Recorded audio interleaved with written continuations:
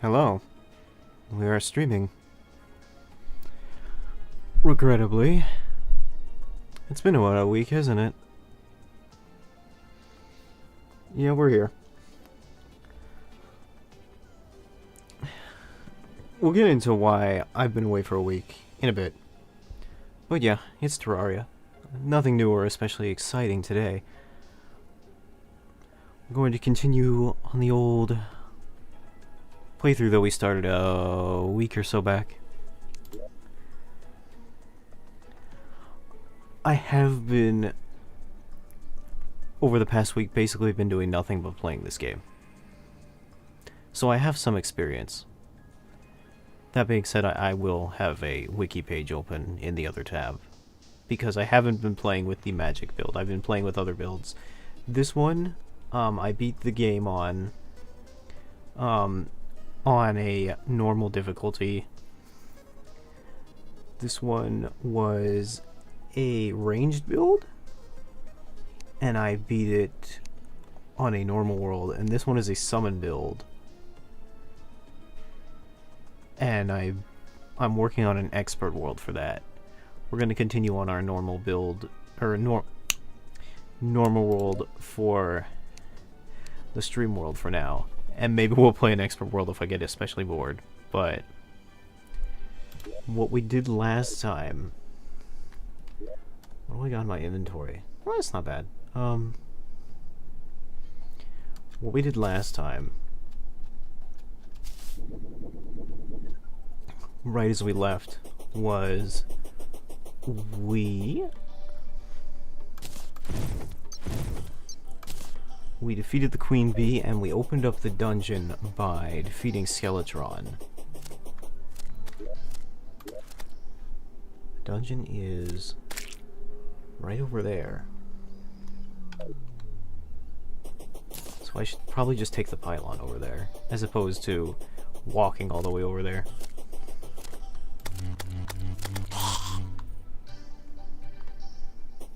I don't quite remember where we were at in terms of this playthrough because it's been a week.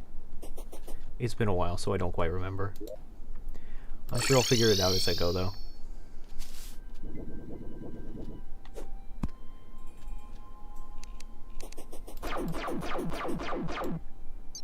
I did learn a couple things, though. I learned, for instance, that I should probably be putting stars in bottles near the boss arenas. That will help with mana regeneration. 28, 12, 22. This seems alright. I'm just wondering if I need to free up my inventory at all. What we're going to do when we get into the dungeon is we're going to look for treasure chests and particular golden keys and obsidian keys, which we will use for later things.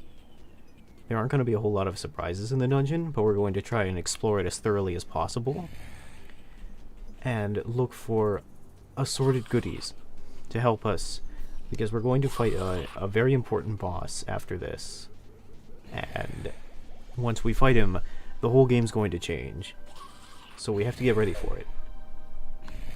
So we'll just be doing some exploring for a little bit. In the meantime, might as well talk about where I've been. I don't really know. I don't think anybody cares because, like, nobody watches these. But for my sake, just to get it off my chest, because it's something that I've been frustrated with, is I haven't been around because I've been depressed. Very, you know, very typical. Also, when you were in the dungeon, you can find these items called water candles, and what they're enemy attractors. And if you want enemies to drop items, which you very often do, it's very important to have them around. So it's important to pick up like a lot of water candles while you're in the dungeon. Pick them up and then put them wherever you want enemies to spawn. This will become important later when we are farming for items, which I imagine we're going to have to do.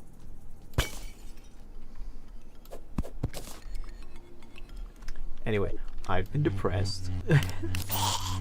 Very exciting, I know. Very atypical for YouTube content creators to get sad over things. Largely what had happened was a couple of things. One of them was I realized that I was going to have to pay a large sum of money to a loan company.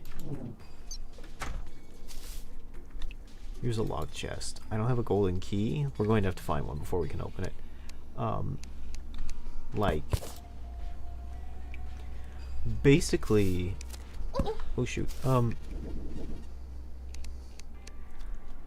In 2020, when COVID-19 started, there was a pause on student loans in the United States of America because a lot of people were losing their jobs. Nobody could really pay off their student loans effectively, or most people couldn't. So the government put a temporary hold on student loan payments. And that has lasted for about 3 years. And since then, I'll take that potion statue. And since then, the Biden administration had been in talks for a while about like maybe canceling some or all student debt. And to make a long, complicated story short, it didn't go through. So there was a very long, extended hold on student debt in the United States. Because in the United States you do have to pay for your education. It's not free. Your university education anyway.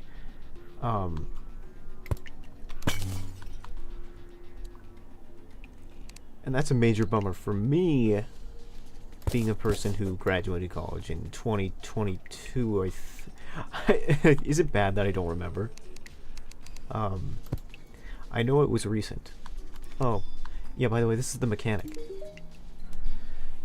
We'll find out and talk about what she does later. For right now, do I have a house built for her? I don't think I do. No, I don't. That's something I'll have to do later.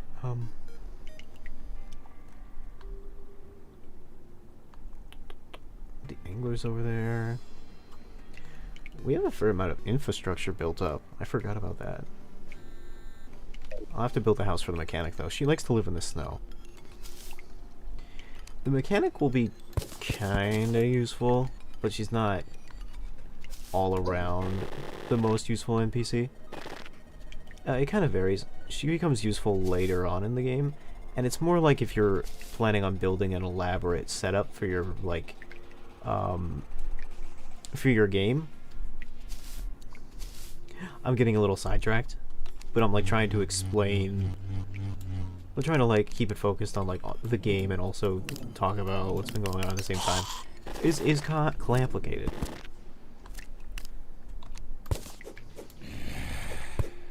The dungeon also has an abundance of skeletons. It's like an Undertale fan page.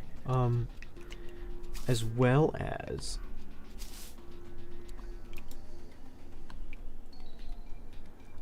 false or hidden, I guess you would call them, bricks that when you touch them or land on them, they will fall apart. These can be dangerous for you because they might fall out from under you, but they also are usually good indicators of hidden pathways. So that's something to consider.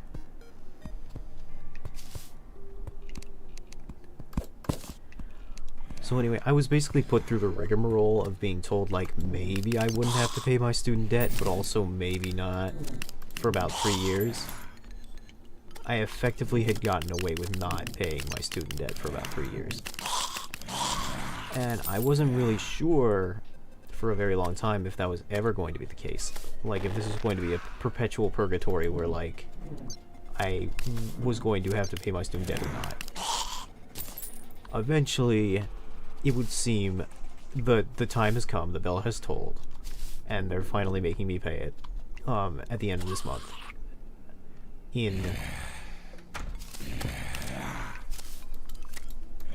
There's a slime in this box, but we still don't have any keys. So, oh my goodness.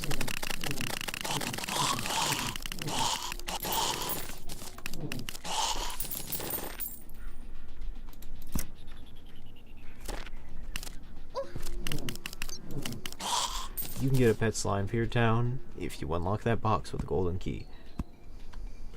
I'm getting very sidetracked.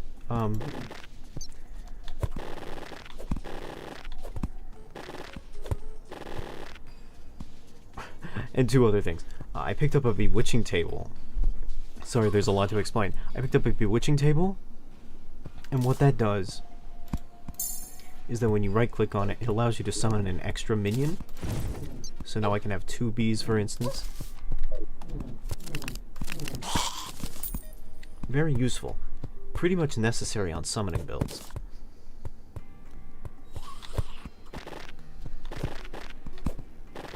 And my concern with the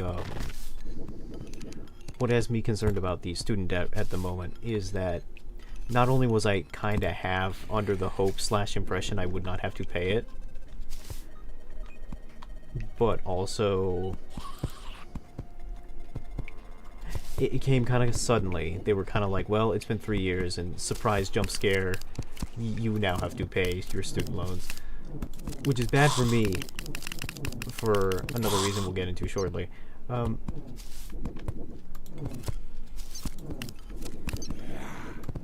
But also I can't I cannot pay it.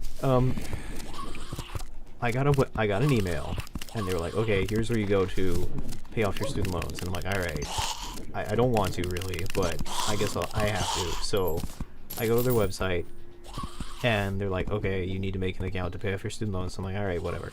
So I try to do that, and I can't make an account. I'm like, alright, well, that's weird.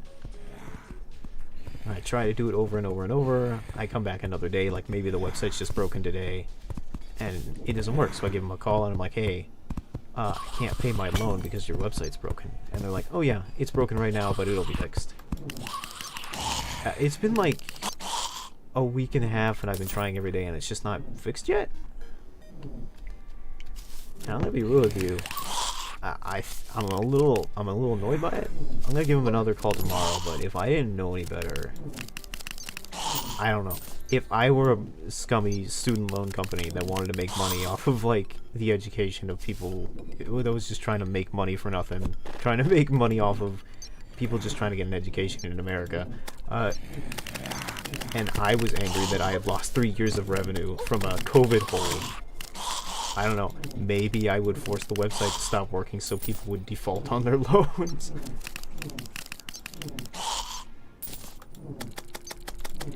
No, I think that's me being very angry, me being a little frustrated Freddy.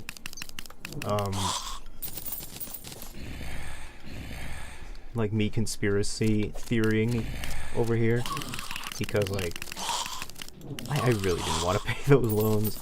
I was really hoping that we had finally come to our senses and was like, we should not be charging people for the right to get a job that they like, to learn how to do things. I mean, like, I don't really want to like try and force my political opinions down anybody's throat or anything, but I guess personally I think that, like, you know, education should be free. You know, that's just where I'm at. Especially since, like, as I found out, education doesn't seem to matter that much anymore. Because the other thing that has made me distinctly depressed is like recently, well, not recently, this has been an ongoing thing. Part of the reason I got into streaming, and I mentioned this a little bit during, like, I think one of my first streams, which is like the Metroid Prime remastered stream. I had mentioned that, shoot, you have to be careful of those spikes. They will damage you on contact. Also, watch out for death traps such as those. Those are frequent.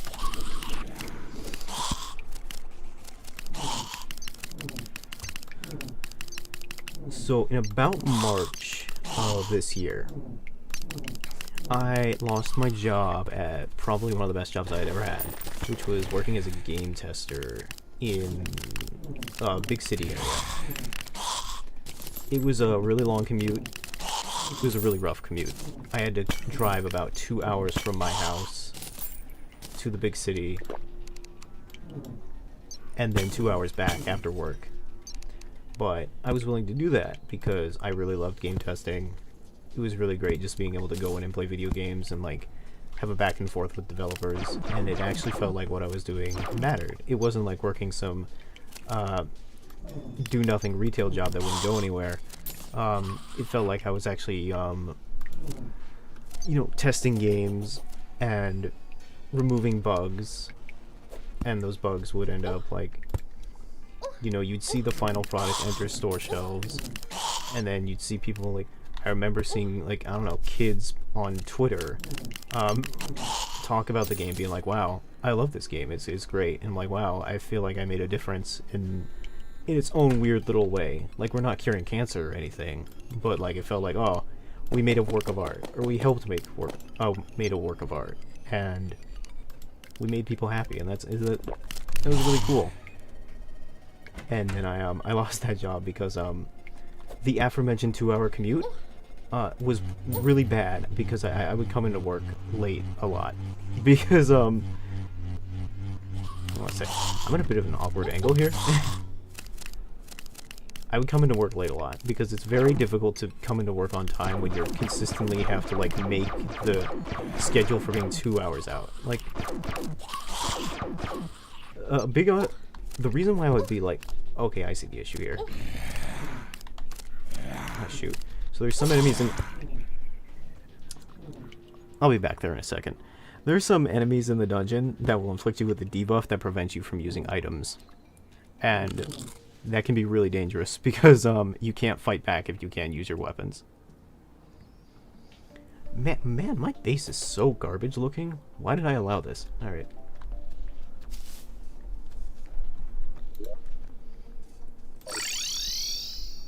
Anyway. A big problem would be that just getting into the city was hard, because like there would be so much traffic that I would just be late some days because like someone would die. Someone would like get in a car crash on the way into the city. This would always happen. I would always say that like somebody died on the way into the city. Got into a car crash or something like that. Muramasa. That's a useful weapon. I don't know if we'll be using it because we're doing a magic build, but still.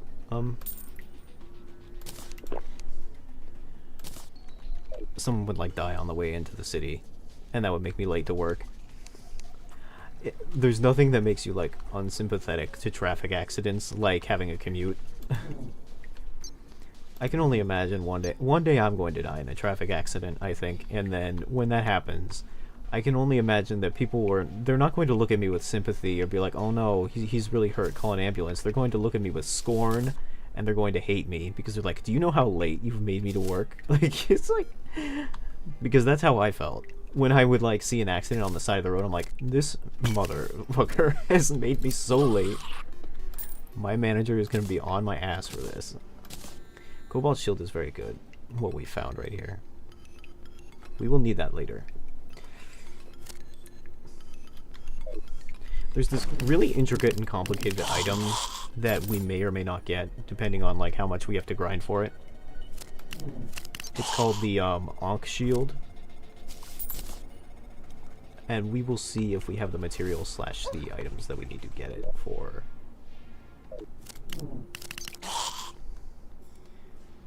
That sentence made sense.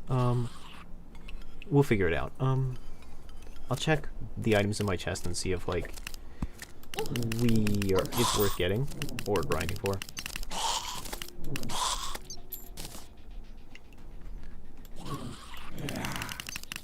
It's pretty good.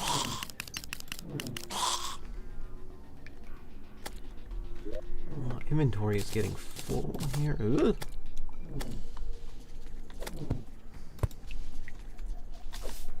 I should be slapping these bookshelves a little bit. If I remember correctly, if you hit these bookshelves enough, one of them will drop a magic item.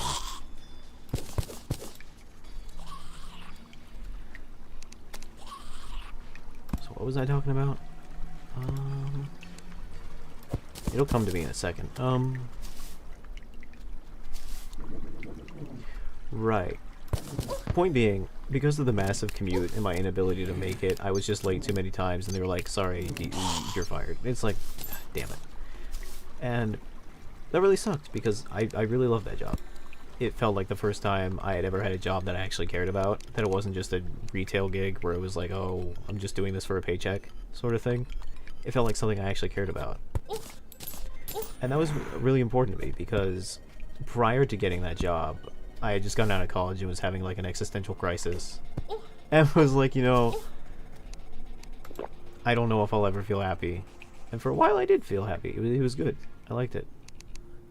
But then I was right back to being unemployed again and not knowing what to do with myself. Shit! Alright. And that lasted for, or rather that is lasting for about 6 months now. Because, following losing that job, I spent a lot of time looking for jobs. And I started looking for jobs in my field, obviously, which is like entertainment slash gaming-ish. I have a theater degree, which isn't the most useful degree I know, but like it still counts for something. So I looked for like stuff in theater and for stuff in like game testing, because I had at least some experience with that. And even look for stuff in film, because I have edited before. I'm obviously not very great at it, but it's something I can do. Okay, again, I see the problem here. I need to get rid of these spikes so I can actually move through here. Alright. Leave me alone, Akira. Oh my good god.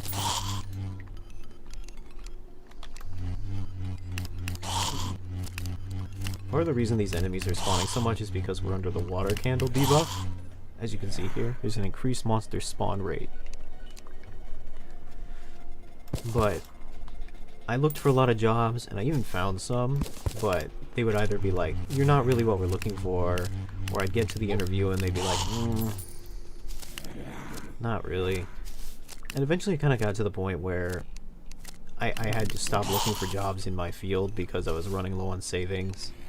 It was like, okay, we just kind of need to look for any kind of job to earn money, which is something that I really didn't want to do for a very long time, because I've worked retail before and it is so soul crushing. It's so awful.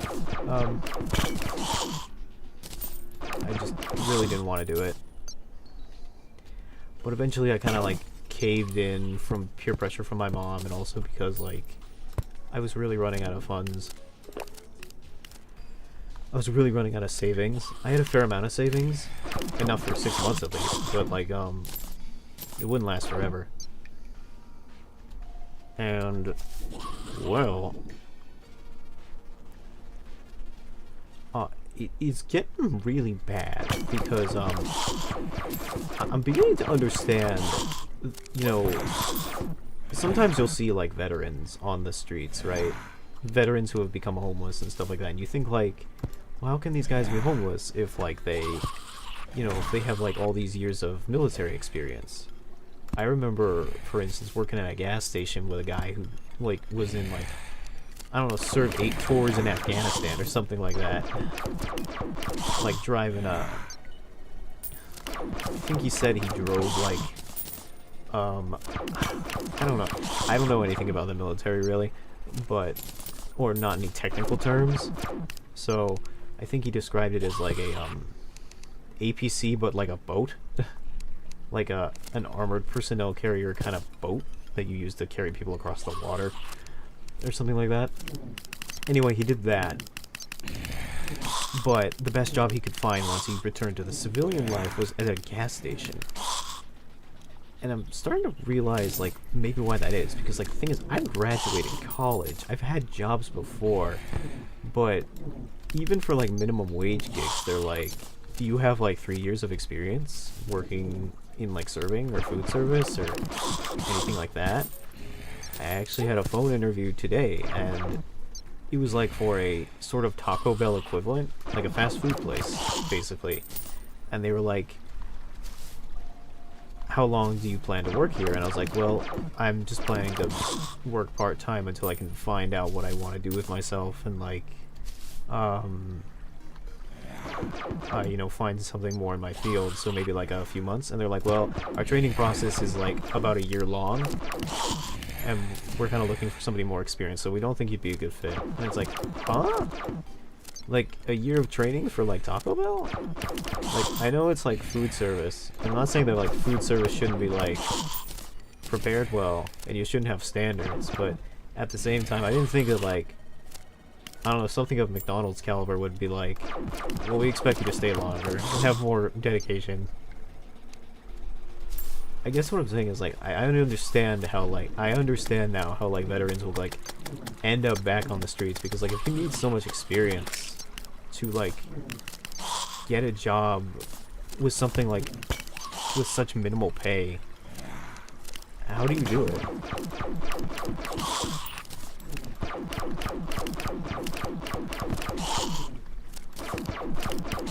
Because they didn't care. They didn't care if I was like college graduated or anything like that. It was more just like, do you have experience? And it was like, no. It's like, I guess the obvious answer is to get experience, but where am I gonna get that and also get paid? I think it's like, and I have to imagine, like, do I do an unpaid internship? Like, do I can't imagine the dystopian reality where you have to do an unpaid internship to work at McDonald's or something like that. This is kind of what we were looking for, I think. The Hurtful Water Bolt. This is like the magic spell we were looking for. It's very spammable, and it bounces off walls.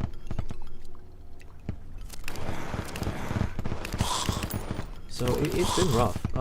It's especially bad for the old self-esteem, because you'll get rejected from like minimum wage work, and you'll be like, wow, I put in all the time, I put in all the effort at like school and at previous jobs, and I put in job applications all the time, and nobody wants me, nobody thinks I'm good enough. It's like YouTube all over again. You're on the platform for 10 years and nobody cares. It's like, it's disheartening, to say the least. It makes you feel depressed. Like, it makes you feel like you're not good enough, you can't do anything. And it makes you not want to do anything, because if you can't do anything, it's never going to be enough, then why bother? Like,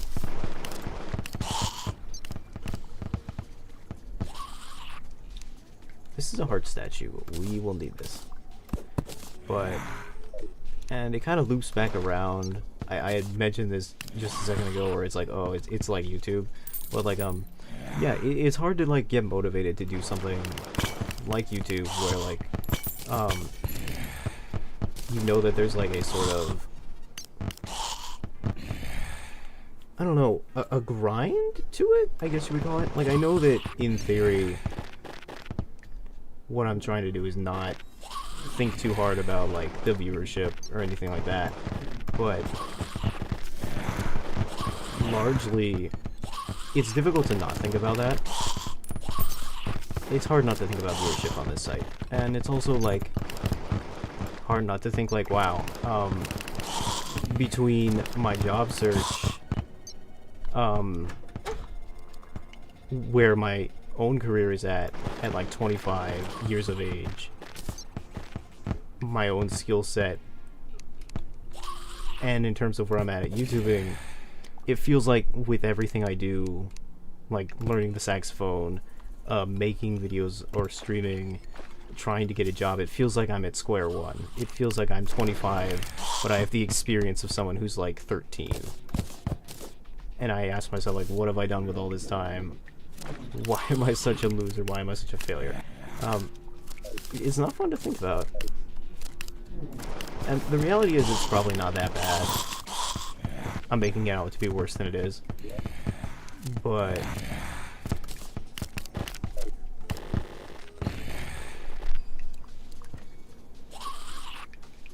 it's still like, if you let that stuff get into your head, which I very often do, it hurts you. It doesn't feel good. And you certainly don't want to stream under those conditions. You certainly don't want to think about it.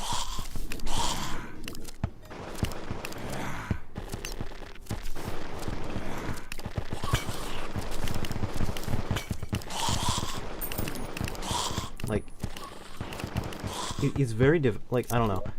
With YouTube, shadow key. That's mostly what we were after here, a shadow key. Like, it's very difficult to think, like, if you're under the presumption that being noticed on YouTube is going to take probably about 10 years, and you're 25 now, then you have to assume that you'll be about 35 by the time it happens. And you have to wonder, like, will YouTube even be around when you're 35? Will you even care about that sort of thing when you're 35? Is something like that even something you're going to care about when you're 35? Is you know, is famous something you're even going to care about at all at that age? Is it something you will have the money to afford to care about? Because I won't be able to. I'm gonna be living on my own by that point. I live with my mom now because she's very nice and generous, but I'm not gonna be living with her at 35. She's made that perfectly clear. So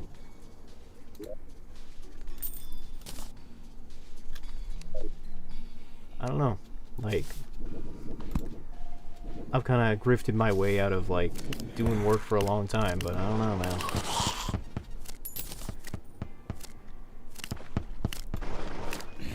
When I was younger, I had a lot of dreams, but I think, I don't know. Is it sort of a, is it time to let them go, or is it time to, like,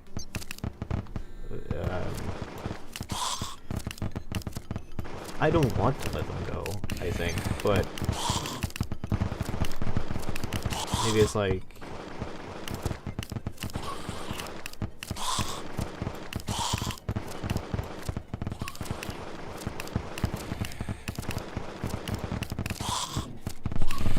time to figure out what's important and where you stand on things, I guess. And what you gotta do to make it in a world you don't always agree with, you know?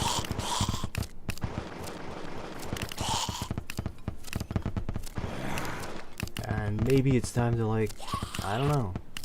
Hold on a second. Maybe it's time to, like, you know, admit that, you know, maybe you're not fully there yet. You don't got all the skills that people younger than you got. Like, there are people who are younger than me who are a lot more talented than I am, but there's not really a whole lot I can do about that right now. Or rather, the only thing I can do about it is try my best to do better. Like, I can't undo the past. I can't, you know, go back and make myself do better than I was previously. I can only try to do better now. And that's kind of frustrating because it feels like, you know, I should have done better before. Like, I should have done better before, and if I had done better before, I'd be in a better place now. But I don't live in that reality. So, I don't know. I guess we just gotta do our best and hope that by the time we get 35, we'll be showing those kids who's boss, you know?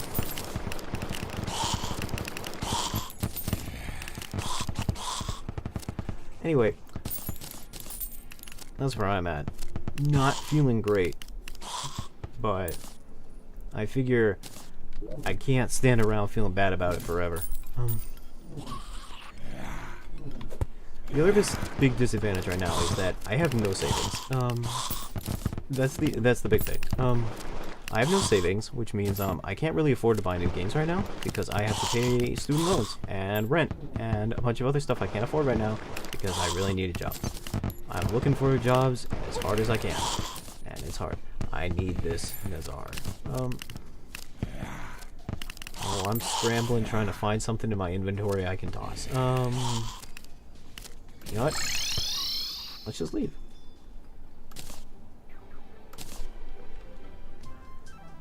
And let's also just turn off notifications. Okay.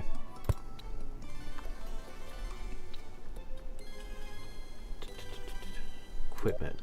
That's not going to be enough. Alright. We're going to need more equipment chests than that.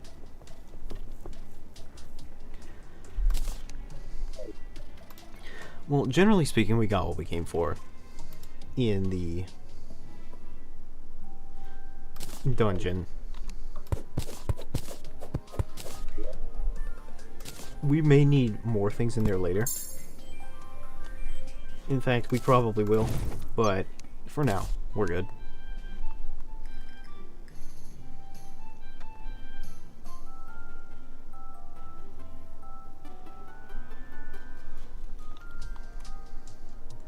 Let's see here. So, equipment. There are going to be certain pieces of equipment we're going to have to combine together for various reasons.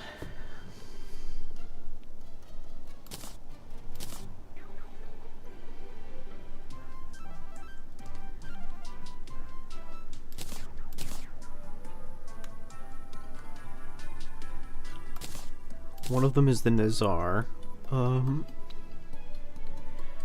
GPS combines with a fair amount. There are basically two big things.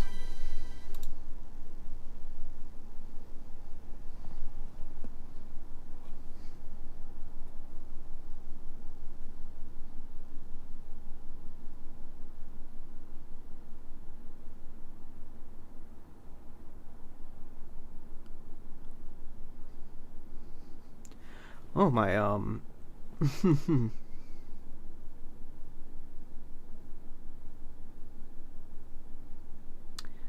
my bitrate randomly dropped for no reason. I hope that doesn't happen too frequently on stream.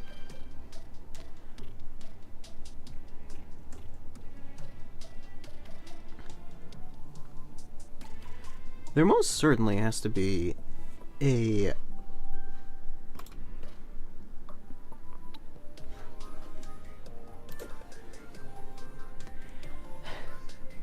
I should really look into getting my,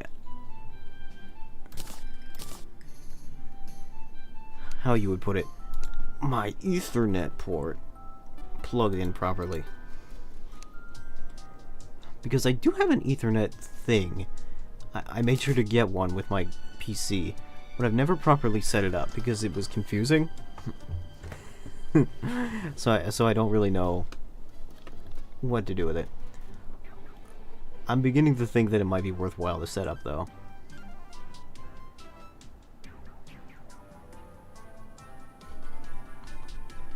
Alright.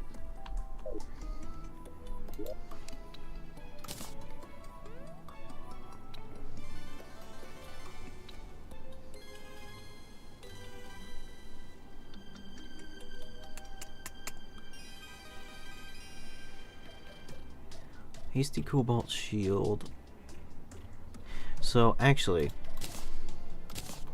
I'm gonna go ahead and combine this with the Obsidian Skull to make the Obsidian Shield. We'll need that later. But also it'll save us an inventory slot.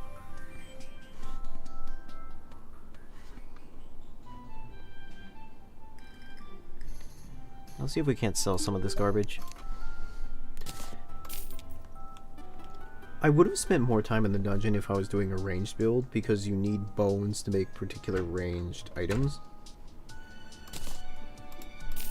But we're not gonna do that.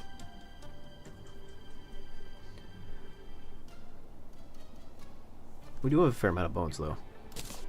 I'll sell them, though.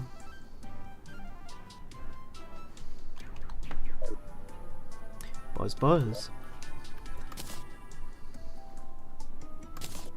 Blocks.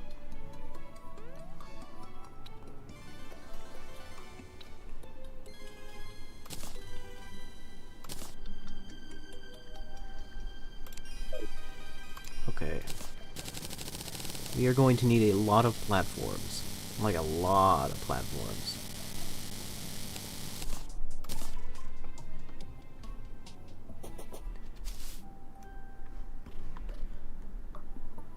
Boss summoners. I'll put that there.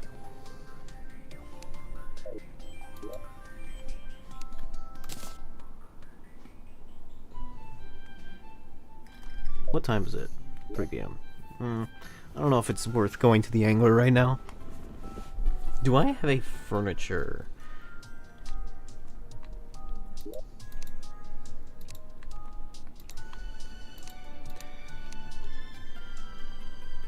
A furniture chest.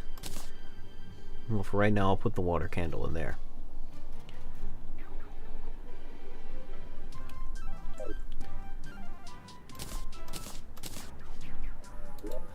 The Blue Moon is a very good melee weapon for its place in the game. It's ultimately just a flail, which is a subtype of melee weapon.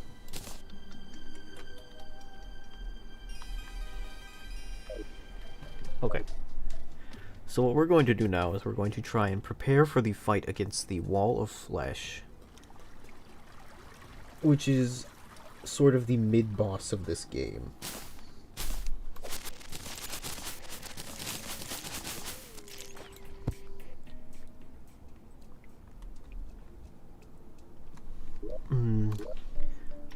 Well, actually, before we do that, we should probably create some appropriate housing. We're actually going to need, based on my calculations, 2 new houses.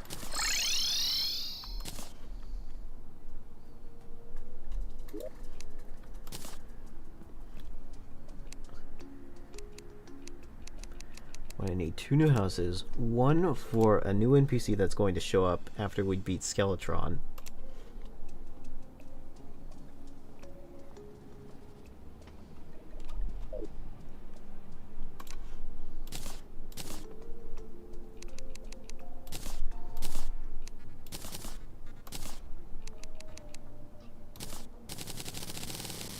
And 1 for the mechanic.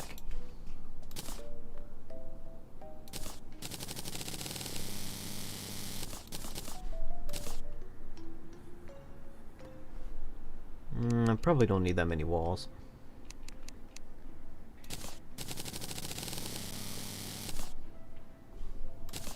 Okay. Do I have any snow blocks? That's a really important question. I have like 15. That's not really what I need, but okay.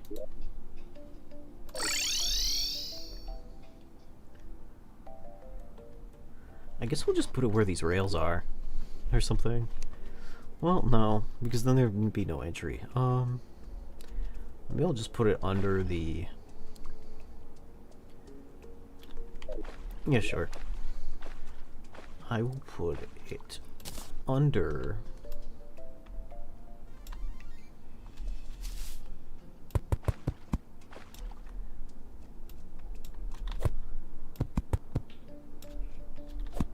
the Goblino's house.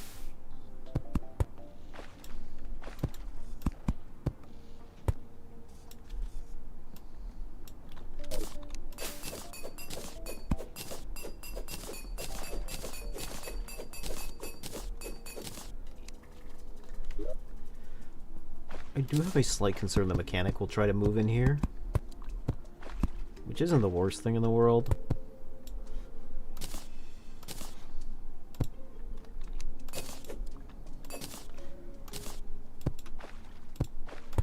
I would prefer if they didn't, though.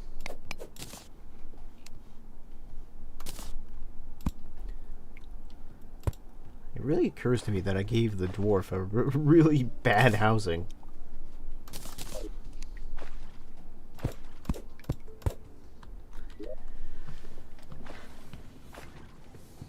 Huh, I didn't go to... I didn't go to hell at all, did I? I guess there's a couple of things I need to do when I get to hell. Actually.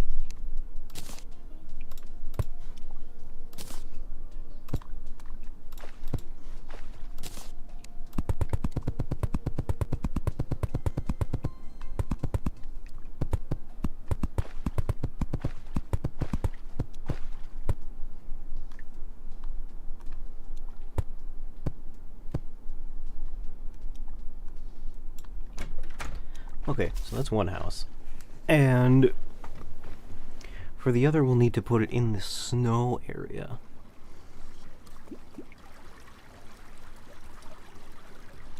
Do I have the infrastructure in my potion alchemy area for...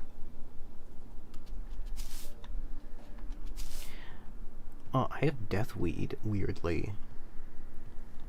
But no fire blossom, which implies I just haven't been there yet.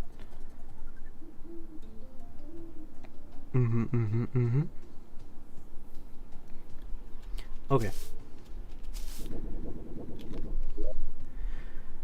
So what I think I'm looking at right now is... Yeah, it looks like there's still going to be a few things I need to do in hell before we activate the funny boss fight.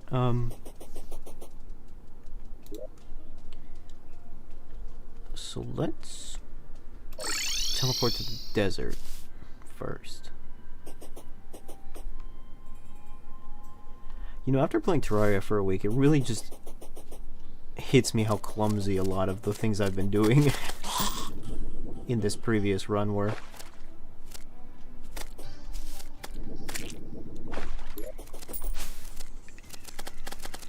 Us flight, we're super fast. Oh man. Alright.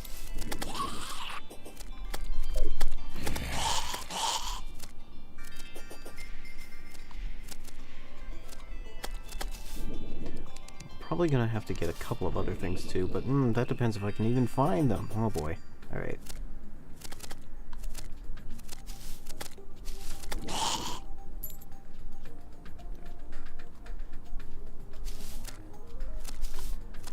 Alright, well, we'll have to do our best. We have the Spectre boots. That's a good start. We need to find an aglet.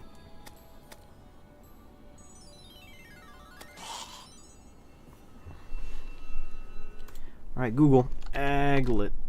Terraria.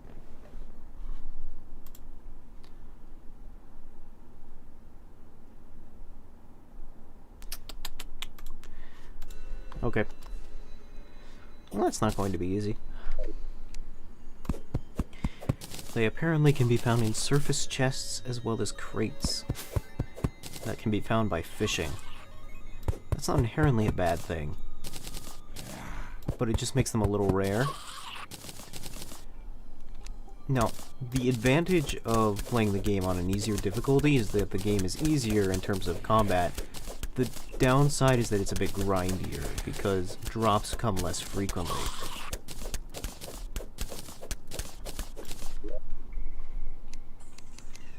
Which means we might have to do a fair amount of fishing to find this aglet, as well as a couple of other items. And I'm not thrilled about that. On the other hand, it might be required. Well, not required, just very useful.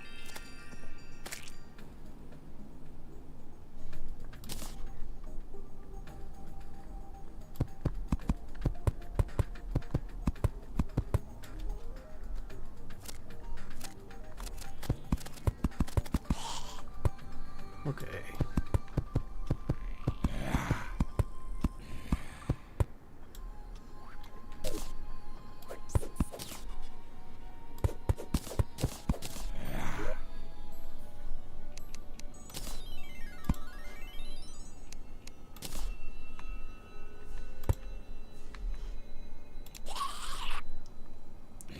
go. Can put a fire here because it's all cold out here.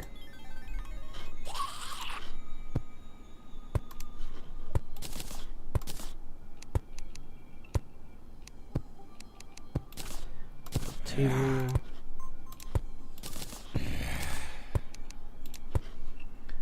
You can make Boreal wood lanterns and candles and such, but they only accept frozen lanterns or frozen torches, which is an odd little mechanic. And what I mean by that is you have to create specifically ice torches in order to create Boreal wood lanterns, lamps, light sources with Boreal wood.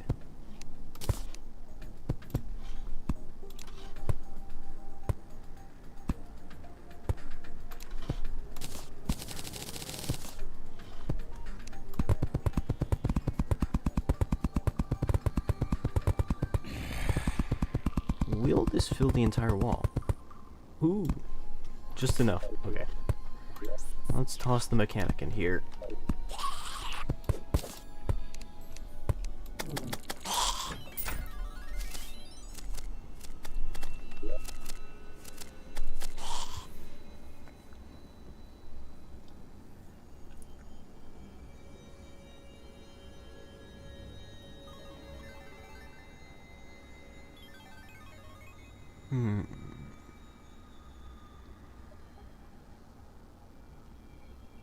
Well, now...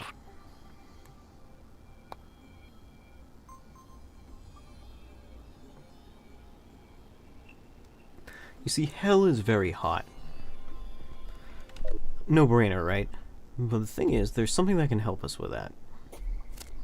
There's a special potion called the Obsidian Skin Potion that we can create using a variety of different ingredients that will allow us to become immune to lava for a short amount of time. However, I do not think we are actually growing the ingredients for that potion in our little, you know, our little greenhouse herbery sort of thing that I manufactured the last time I played this. So I'm going to have to... Yeah, it doesn't look like it. In fact, the two herbs I need for that are missing conspicuously. Jungle grass seeds.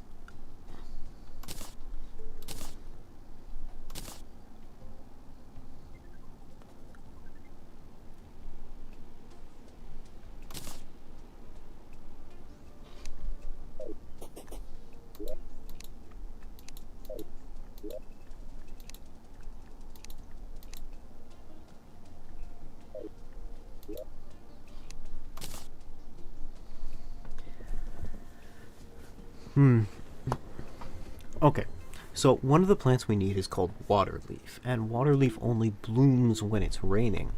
It is not raining outside, so it's not going to do us much good to go looking for it.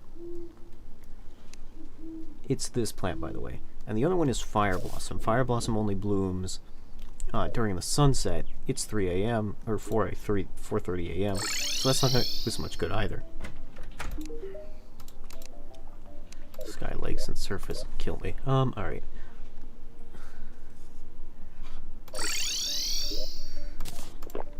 Alright, well, let's do this.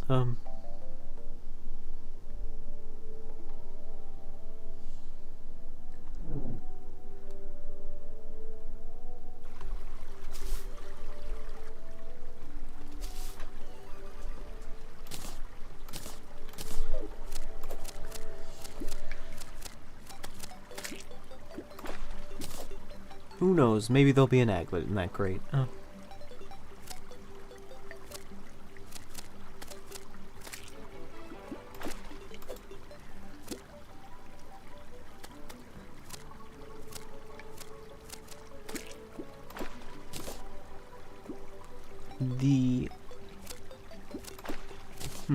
The actual issue, I think, is like... The actual issue is that I don't think about the ending of my sentences before I begin them. Okay. So I think we'll... Copper bar. Fantastic.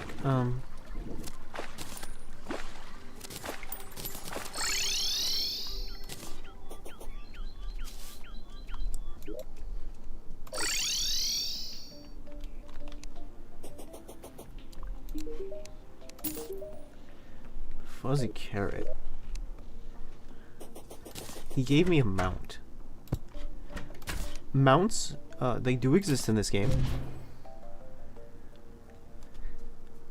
They have varying degrees of usefulness. I don't know if we'll be using a lot of mounts in this game.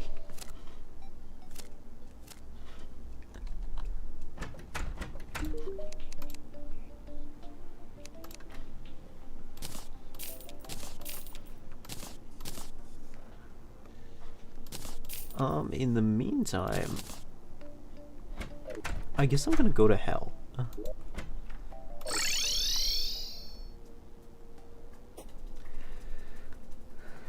And see if I cannot find some stuff. When we went to the dungeon, we picked up an item called the Obsidian Key. Now, what the Obsidian Key does is it allows us to open up particular chests that are locked behind Obsidian Key locks. These contain special high-level items that will help us defeat the upcoming boss fight. There is also some special ore in this area called Hellstone ore, but as you'll notice, a fair amount of it is locked behind lava. Another big problem is that when you mine Hellstone ore, some lava is released, meaning that it's very hard to mine it without getting burned. So it's very useful to have that potion that I mentioned that will help us not get burned by lava. We also need to be in hell because, well, the way you summon the boss in question, you do that by defeating a particular enemy in this area. We also need to grab a Hellforge. Hellforge will allow us to forge things from hell, as well as other assorted items. Very useful.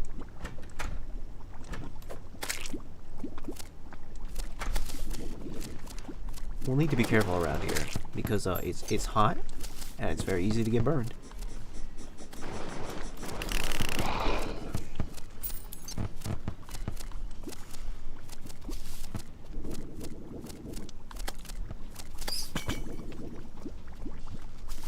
I think in this area we're looking for like maybe one specific item. Two actually. And this is one of them. We're looking for 2 magic items. We found one of them.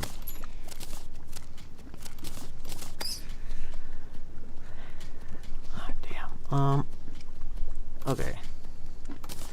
Another thing we should probably do is look for some critters in this area that we can grab with our bug net, because I think we're going to have to fish in hell at some point, or at least we should if we want to get a particular item later.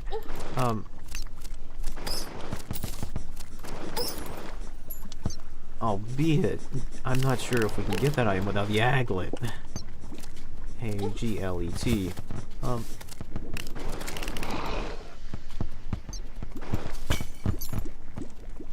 And that's all well and good.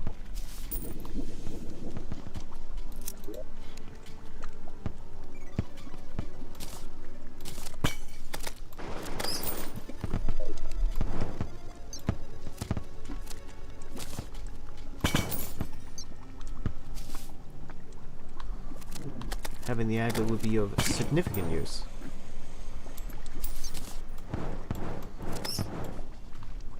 Because with it we should have all the ingredients we need to make the I don't know what they're called, but they're the yellow version of the Spectre boots. And with that, we can start beginning to build the Terra Spark boots, which are like the final best boots in the game.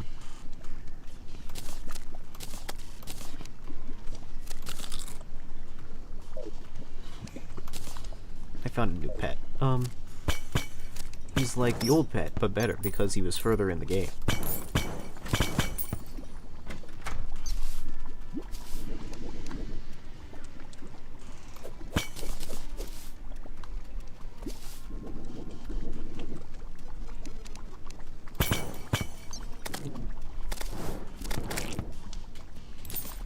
Still looking for... So these little... You may not be able to see them because they're very small, but these little things right here, they're fire blossoms. We need them. Ouch. We need them. We'll be able to get seeds from them when they're blooming, but we'll only be able to get the plant when they're not blooming.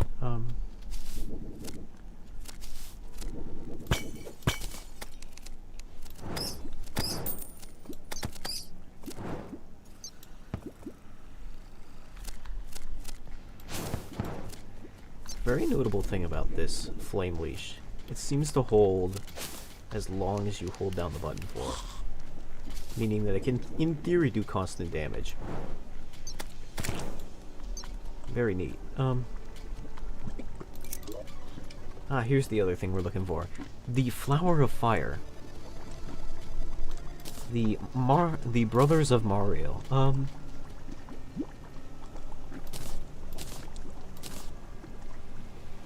So if I just so this one's a bit more straightforward. Just throw it.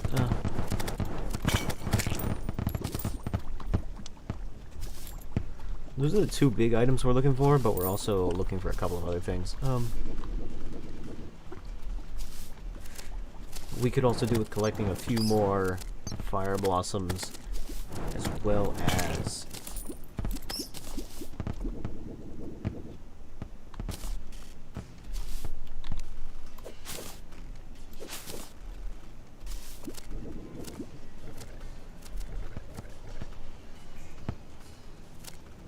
maybe looking for the guy who's going to...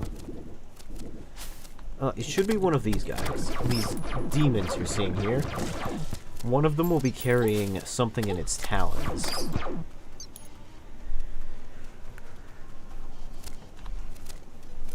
And we'll need to kill him and grab what he's carrying in his talons. He'll be carrying a doll.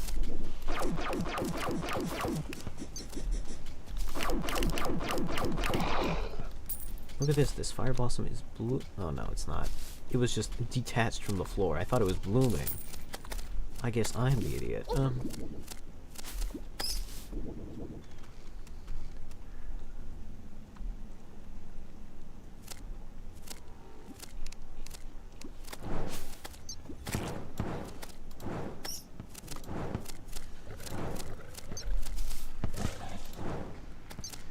Do these things have auto-homing? Difficult to see. Difficult to say.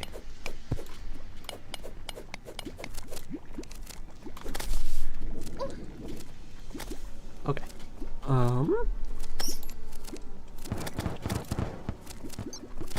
Now let's see. You know, I guess something we could do while we wait for the fire blossoms to bloom and for enemies to show up is we could begin building the hell platform. Due to the nature of the boss fight we are about to engage in, we're going to have to build a platform that is very horizontal. We're going to have to build a boss arena that's kind of unlike the ones that we normally make.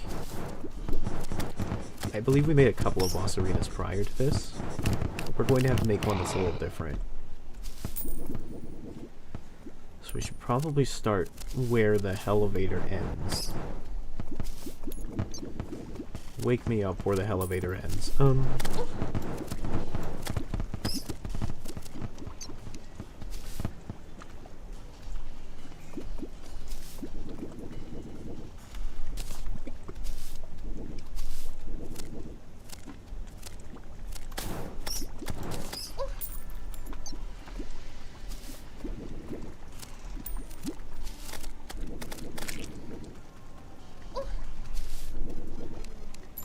Nothing like dunking yourself in a pit of lava.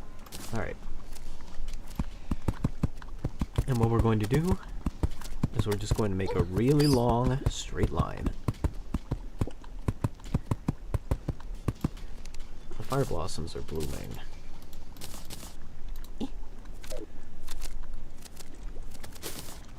It would be good to grab at least like one seed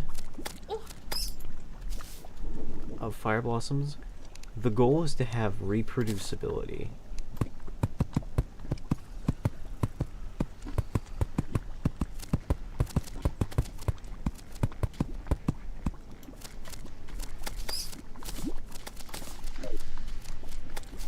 And what I mean by that is being able to reproduce fire blossoms within the house, within the home base. I'm going to try and drain out the lava here so it's not an obstacle.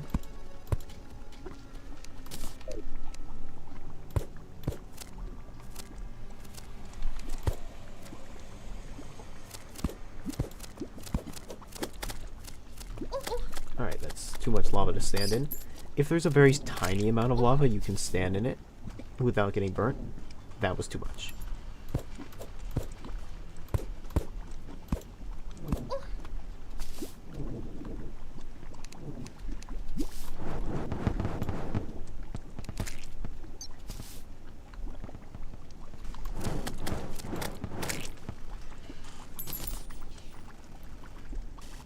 Like, this is okay, but the previous amount was too much.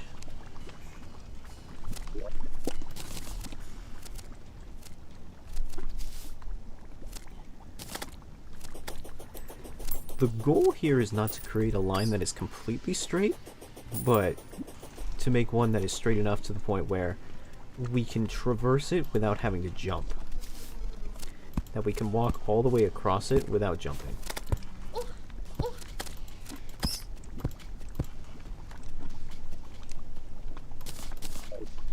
Hold on a sec. Better grab everything I can.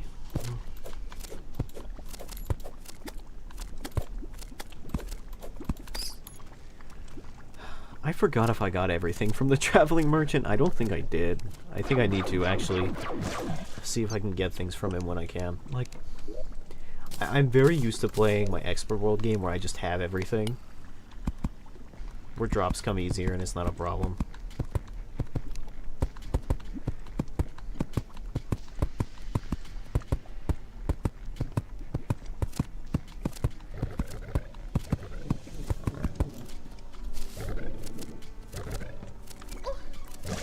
Get this off. Alright. So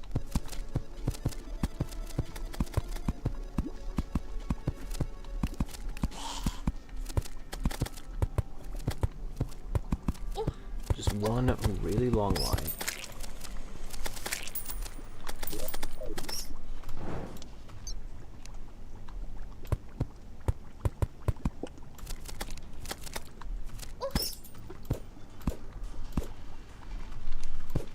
One big staircase. Okay.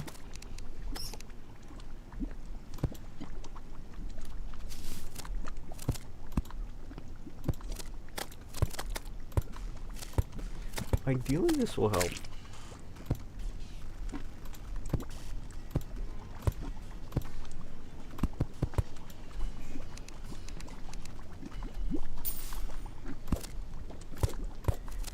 I don't want there to be too much. I want there to be some room for jumping in case I need to jump over something. Like, I don't want to be in a place where I, like, hit the roof. That might be dangerous.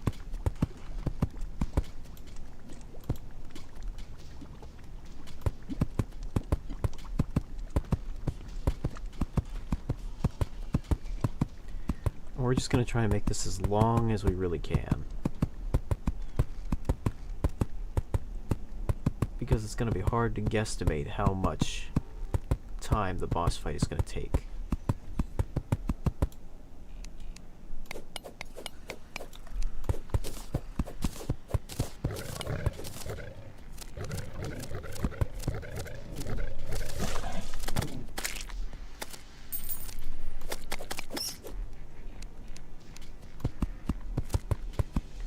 It's okay if the line passes through a couple buildings. If anything, it provides decent cover for a little bit.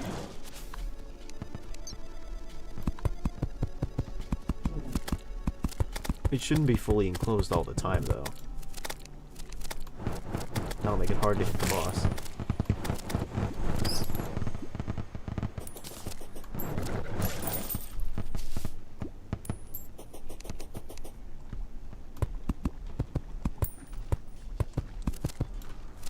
Well, that looks really jank. I'm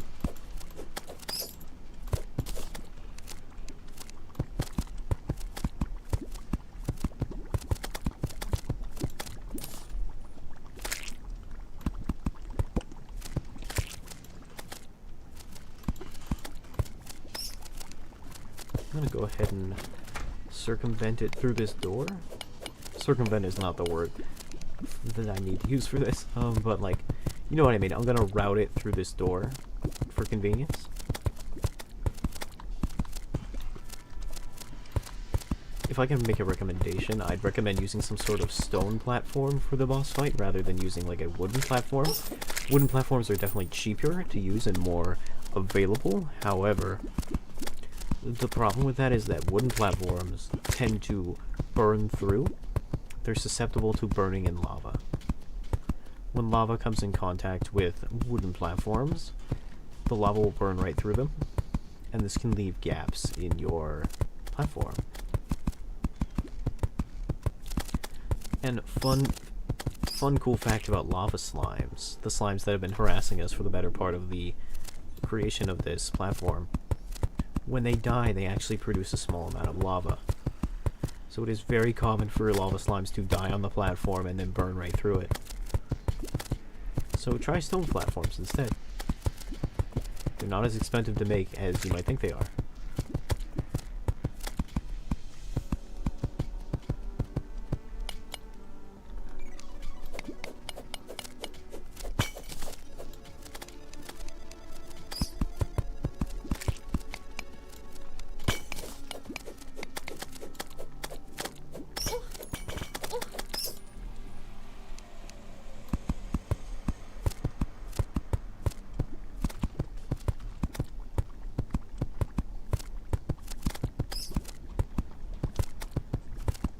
Another thing you should really do when coming to Hell is equip an obsidian skull item. The obsidian skull combines into a lot of items, but just make sure you have one of them. What the obsidian skull does is it gives you immunity to fire blocks. These are generally blocks that make you catch on fire. These include meteor blocks, hellstone blocks, etc. Like these red blocks on top of these buildings would normally make you catch on fire. This is not a problem though, because I have an obsidian shield, which is a combination of the obsidian skull and the cobalt shield.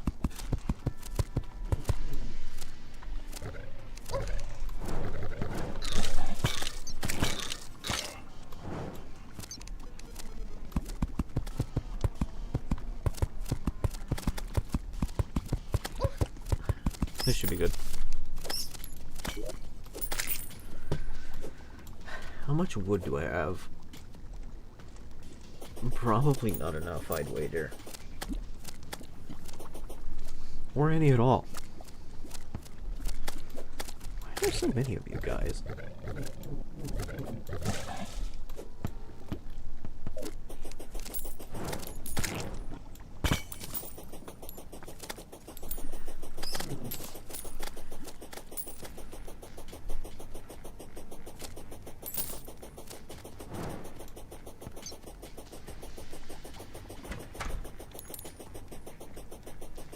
Alright, that's pretty long.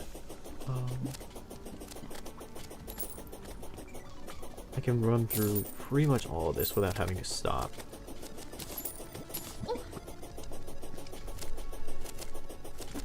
Okay. No, I don't think I have any wood on me. Giggity. Let's put some fire blossom there. Let's replace our regular furnace with the Hellforge. It's just a direct upgrade. You need the Hellforge to manufacture Hellstone.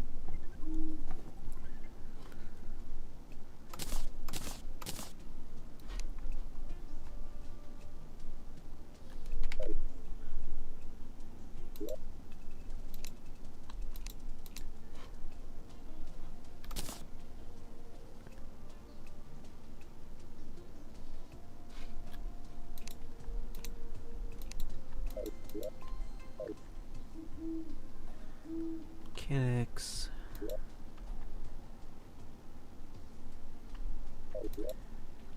Potions. This is where this needs to go. Potions, potions, potions.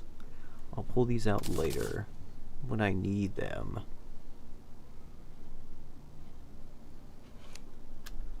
Blocks. Palm wood. That's useful. 1, 2, 3, 4, 5, 6, 7, 8, 9, 10, 11, 12. That should be enough. Rope, wood, blocks. Blocks, blocks, blocks. Resources. There we go.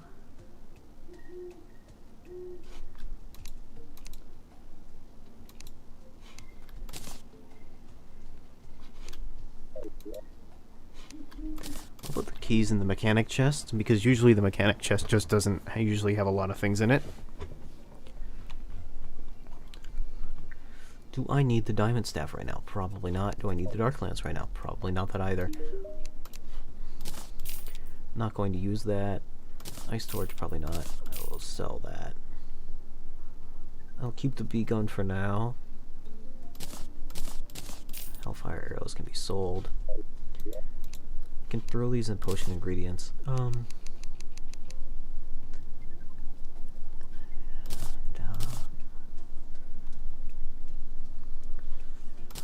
That should be okay for now.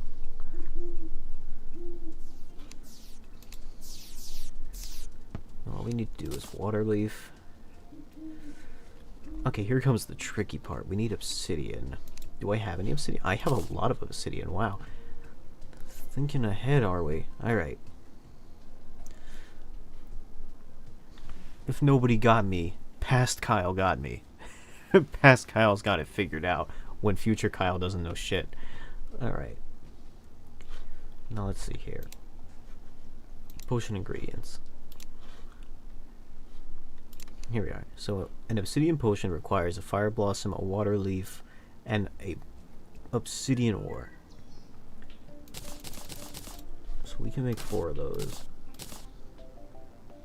Largely owing to the fact that we don't have any water leaf.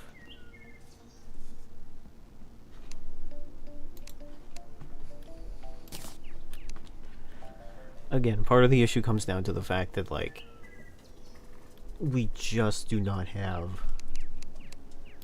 Oh, by the way, I'm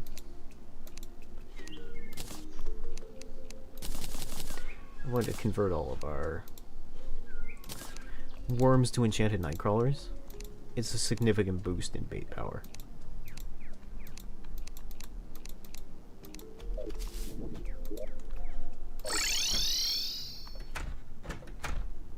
Hey. Skylights and surface. Yeah, sure, whatever. Alright.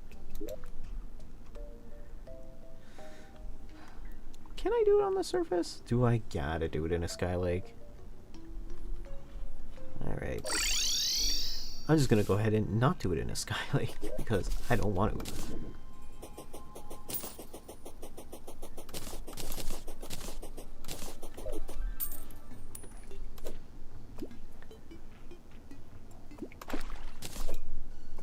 Here's hoping for an aglet.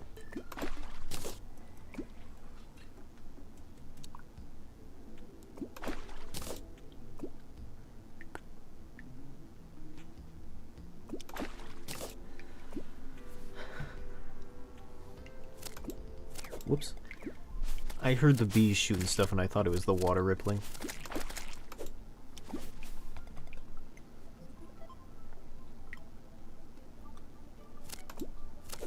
It happened again. So the angler provides some pretty useful items in the early game, but once you have those items, his usefulness drops off.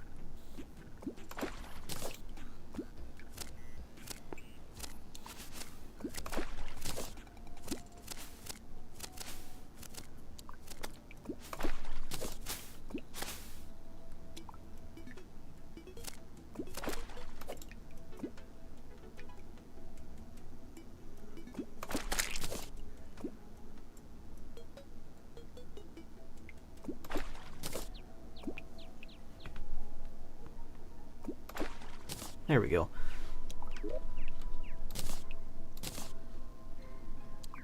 Angry sailfish boots. That's not really what I was hoping for, if I'm being honest with you. There are a type of boots you get from crates that are useful.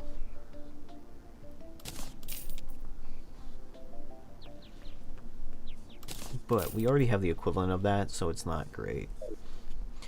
You know what I will check for, honestly? Give me a sonar potion. That's fine.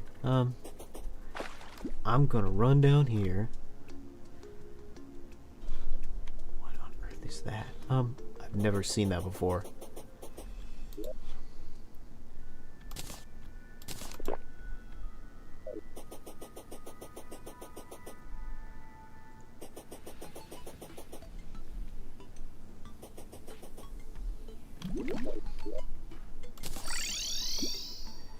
Alright, well I checked.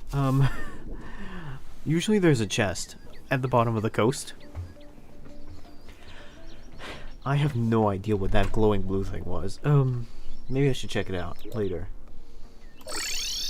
But usually there's a chest at the bottom of the coast, and usually it contains items. And one of those items might be one of the items that we need. In particular, we're looking for a set of boots that lets you walk on water. They are one of the components for the Terraspark boots. Who knows, it also might contain an aglet. It's, you know. There is corruption over here, and that's pretty spooky. However,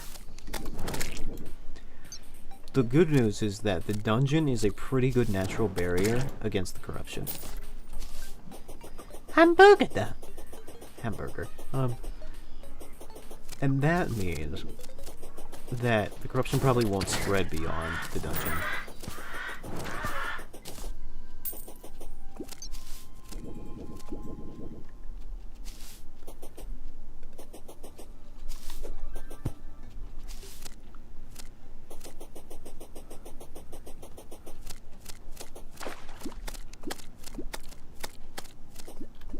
Alright, let's see if there is a chest down here.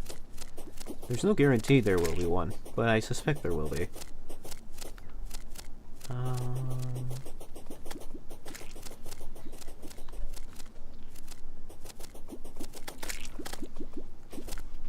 I guess I'm pushing my luck a little bit here.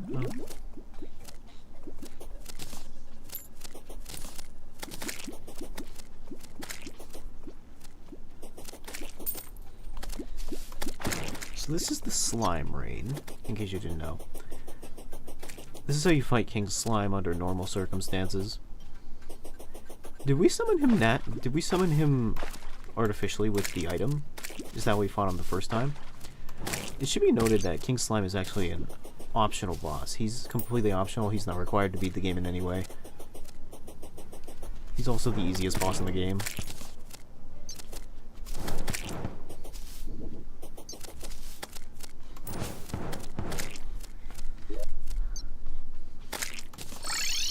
It's very easy, in fact, to just ignore all of the slimes and do anything else.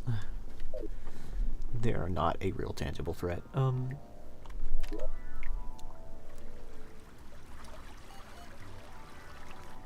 By the way, your mom defeated the 50th slime.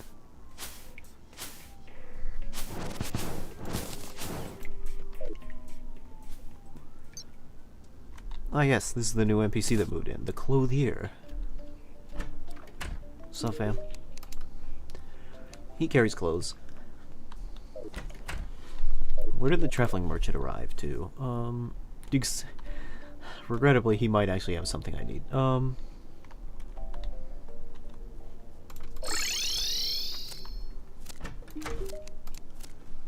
Stopwatch? I probably actually need that. I think I already have a DPS meter in...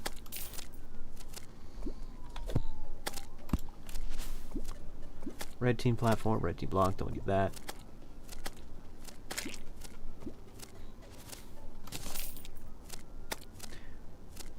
I just sold my magic mirror by accident. Very cool.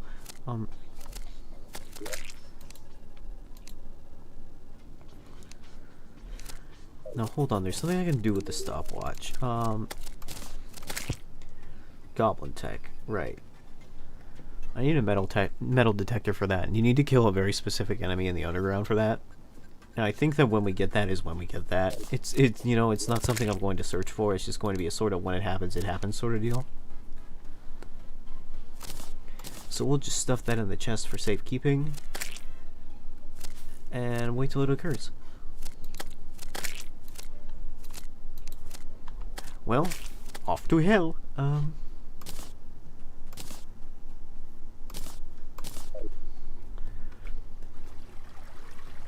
Banners are useful for defeating particular enemies. However, something to note about banners is that their buffs do not stack. Like, putting two blue slime banners in the same place does not give you double the bonus against blue slimes. It only gives you one bonus. So keeping two in the same place is not especially useful.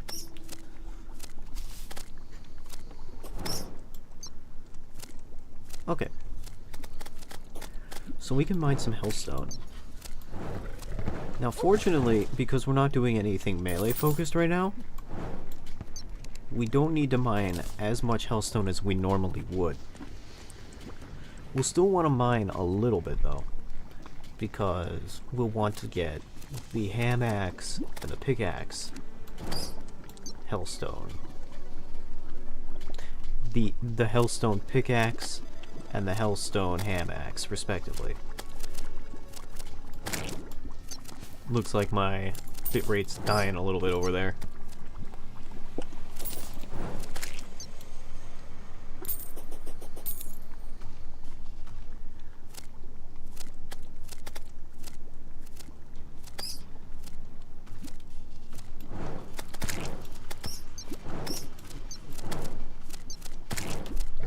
Oh, that's our guy.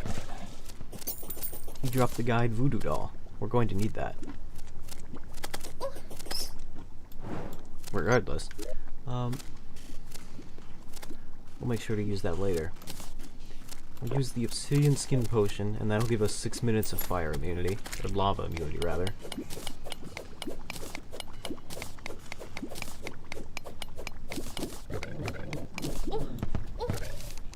I can always count on my bees to protect me.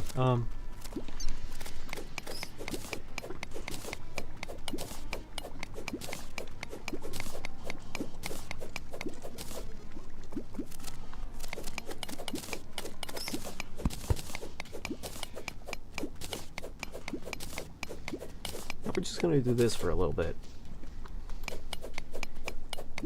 I remember there are about 3 items we really need from this. We can also get a couple of other items if we really wanted to, but we don't really need them. Not for this build.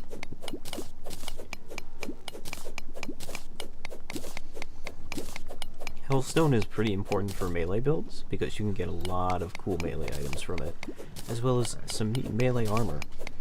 But you don't need it so much if, you know, you're, magic. We already got kind of our halfway build with the jungle armor. We already kind of grinded up the jungle spores and stuff like that, so we're mostly good for right now.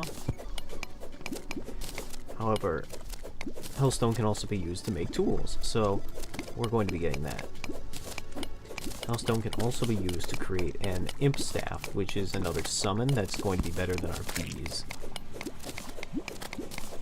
Significantly better than our bees.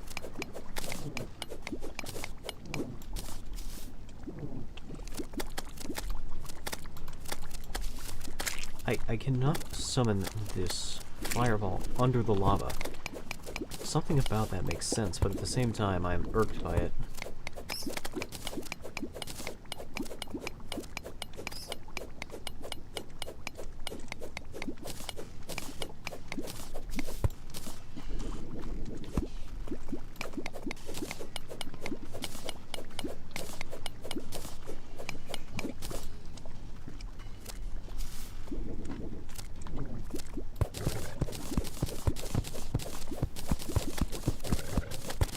Uh-oh.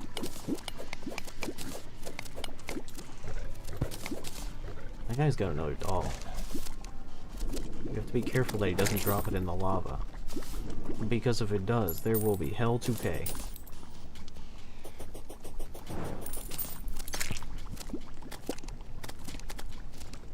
Get it? Hell to pay.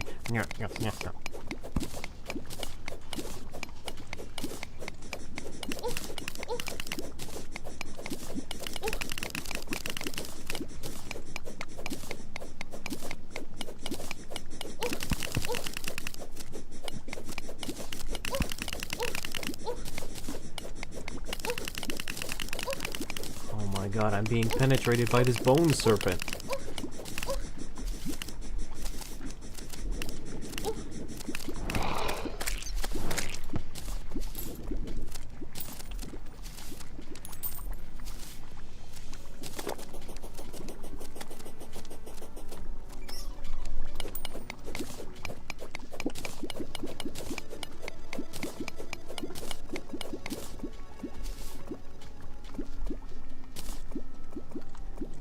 There's some extra fire blossom seeds there. That's handy.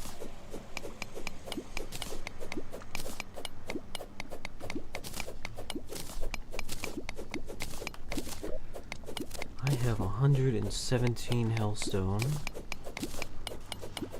I'm trying to do the math in my head, like how much that would equivalent into ingots.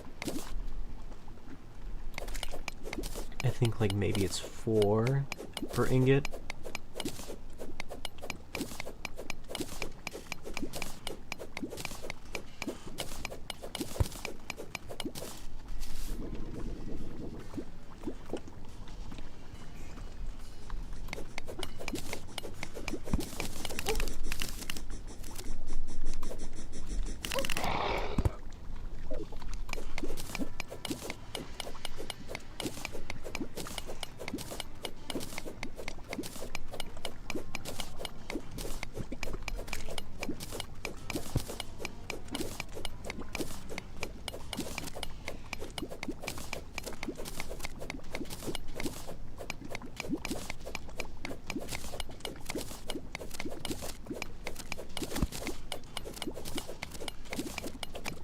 Alright, 55 seconds on that potion. We don't have much longer now. I have more potions, but I don't think I'll actually need that much more hellstone.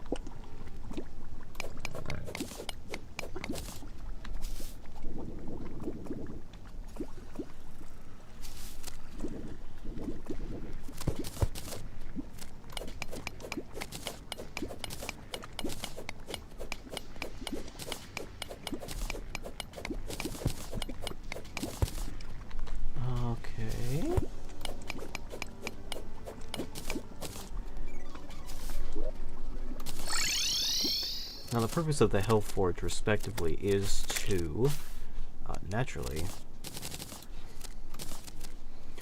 create hellstone bars, which need obsidian and hellstone ore, respectively.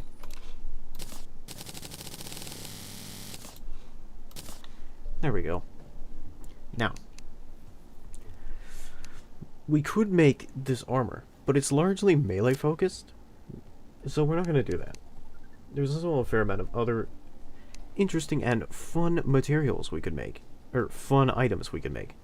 But again, we're not going to do that. We're largely going to make the tools and the staff and then move on.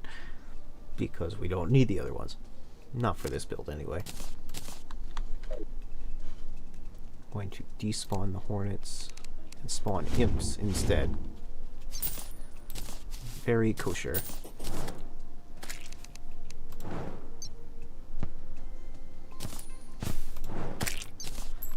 Alright. Now we have all the stuff that we needed to grab.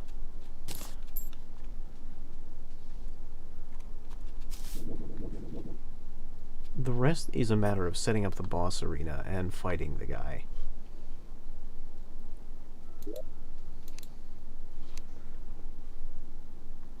Since this is on normal-ish difficulty, it's not going to be too challenging to actually fight the boss, I think. But it will be a thing that will happen. Spawn the iron skin potions. The regen potion.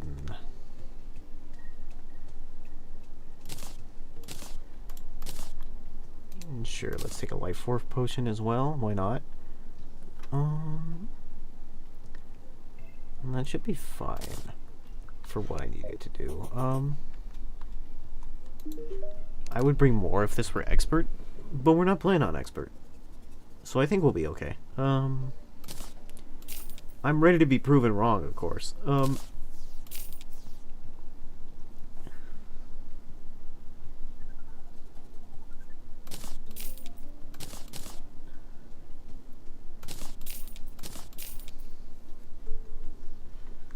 Oh boy. Again, the one big issue with this game is its inventory management system, rather the fact that there isn't one.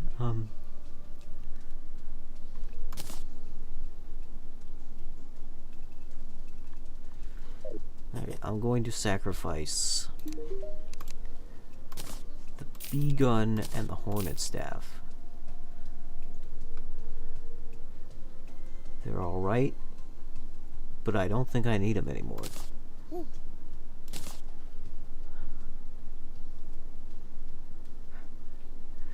So there's a very weird quirk about the owls in this game. They have largely stock owl sound effects, except for one line, except for one voice line, where they will be like, hoot!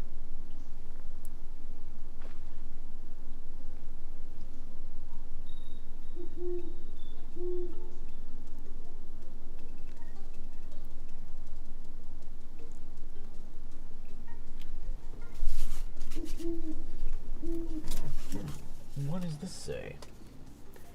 TP link.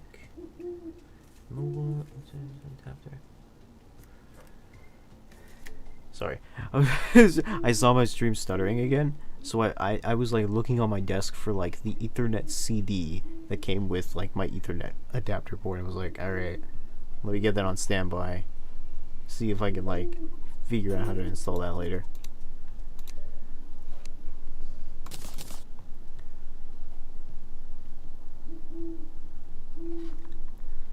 Alright, fishing. I had to have put in a fishing chest somewhere, right? Alright.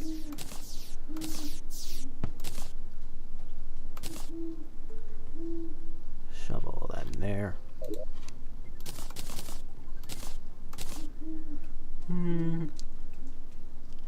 Resources.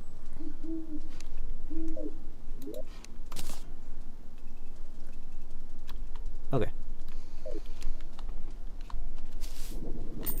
Now, we're not going to use a lot of what I would normally use for a boss fight, like no heart lanterns, and I'm not going to set up any heart statues. Not that we've done that yet, because we didn't have the ability to do that.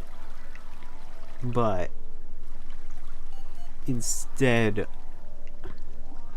we're just going to set up a row of campfires all along our pathway, to the best of our ability.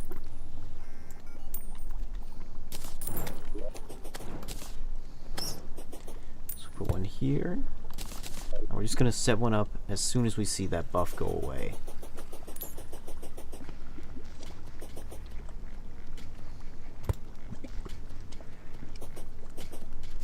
Whoops.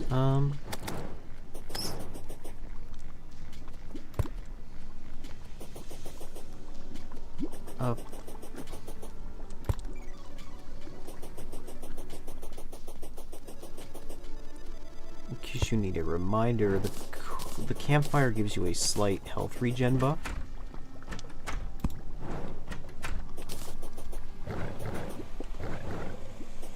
So the purpose to having all these campfires here is to give me health regeneration all throughout the boss arena. For most boss arenas, you'd also add a little bit more to this, like heart lanterns and heart statues and a couple of other things, if you were so inclined. But that's an awful lot for a boss we're going to fight like maybe once or twice. So it's probably better just to put campfires down for this time. Okay.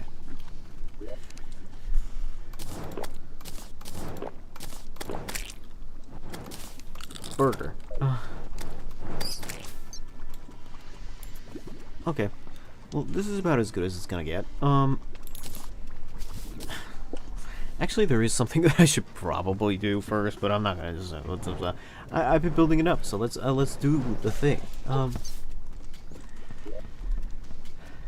So what we're going to do is we're going to chuck this guy in the lava, chuck the voodoo doll, and naturally this causes the guy to die. This kills the crab.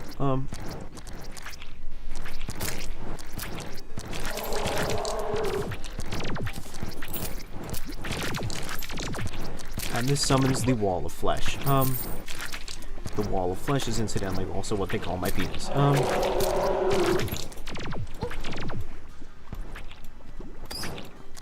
Oh, I'm out of mana. Well, ain't that a problem?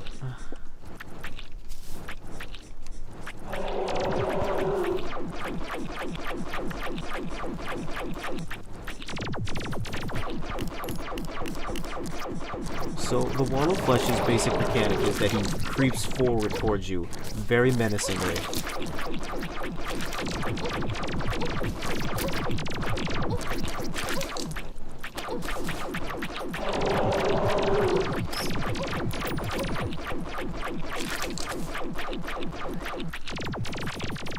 Well, this inherently is not a problem. You know, this is... It occurs to me that this is the second time I've gone into a boss fight without bringing mana potions.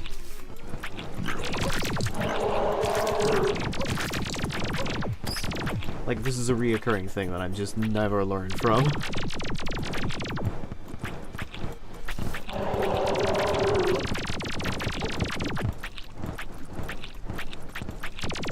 And because my man, the Wall of Flesh, kind of just walks towards you,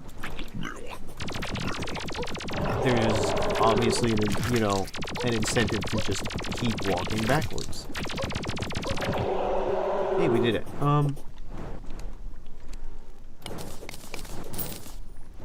Adept laser rifle. That's pretty good. What all did we get today? Pwn hammer, that always spawns because you need it to progress. And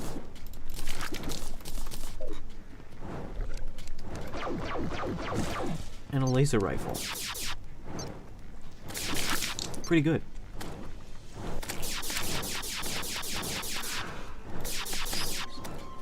Oh goodness. I'm getting a phone call. That never happens.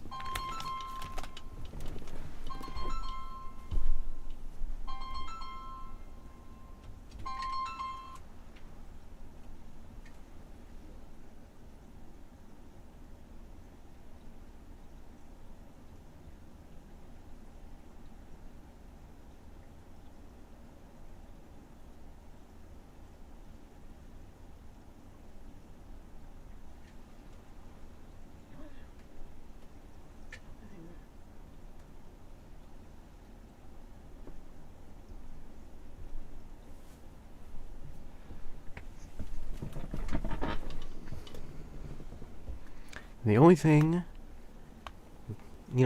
we have a high degree of quality assurance here at our streams. We have frame stuttering, as well as telemarketers who call and then immediately hang up for maximum interruptions.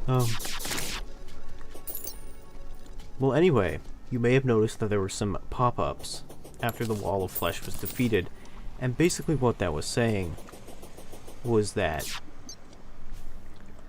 the game has entered hard mode. Or rather, the game has entered the second phase of the game, where a bunch of different stuff changes. And we'll go into that as we get to it. But, oh good god. Needless to say, we can't fight the Wall of Flesh again for a little bit, because the guide is just straight up dead. And we need to sacrifice somebody to fight him again. Though if I'm being real with you, I don't think we actually need to fight him again, because the one thing I would have needed to get out of him was this laser rifle. And we got it, so... It's raining. We can check the desert for water leaves.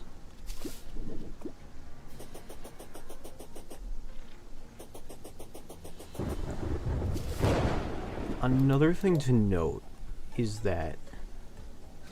So, the first very notable thing about hard mode is that the corruption is going to spread like twice as fast as it did before. It's now going to be an epidemic that you're going to have to solve. And purity powder, which is the way that you would normally solve it, is going to prove to be incredibly ineffective.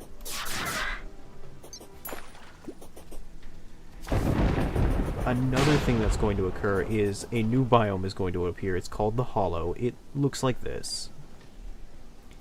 It's all bright and fantastical and pretty.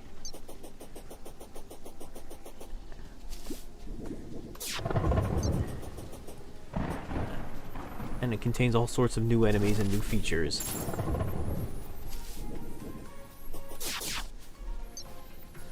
It's also a bit dangerous.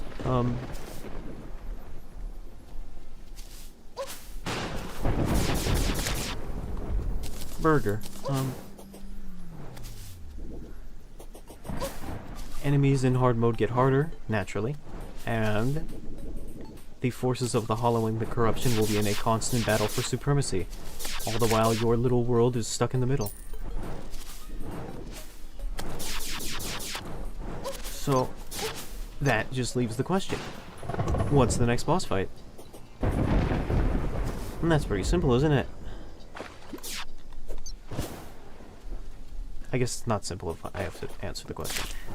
Point being,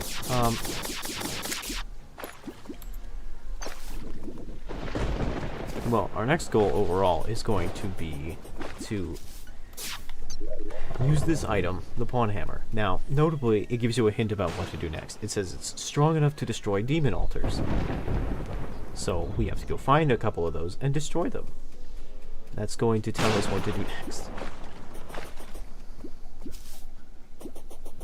And we just passed by the corruption, so why don't we go there? And figure it out, huh? Just kidding. I'm going to go fishing first. And then we will destroy the demon altars. Glowing mushroom fields. What am I? Yeah, I guess. Alright. I guess I can do that for you. Man, I hate it when the angler sends me some, like, obtuse, out of locale location.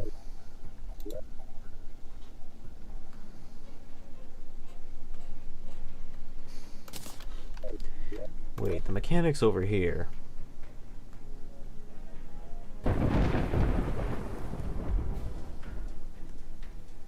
Oh no. Yeah, that's not good. If the mechanic's over here, that means that something happened to her house.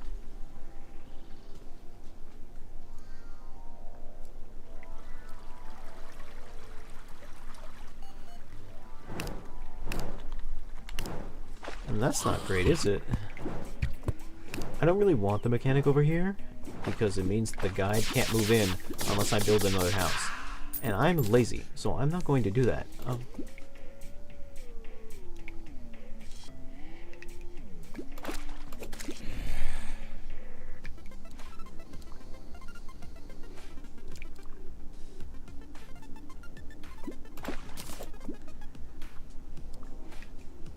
Which means I have two options. I can either try to purify her house to get her to move back there, or I can try and move her somewhere else.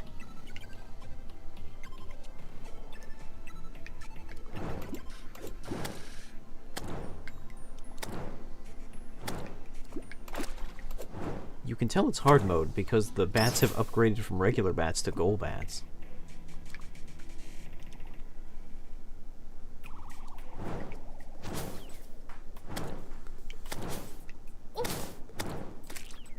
Stop.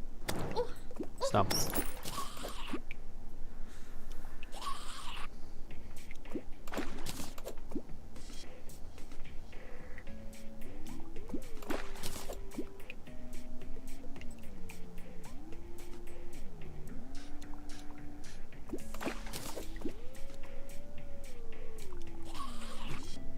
This is gonna take a while.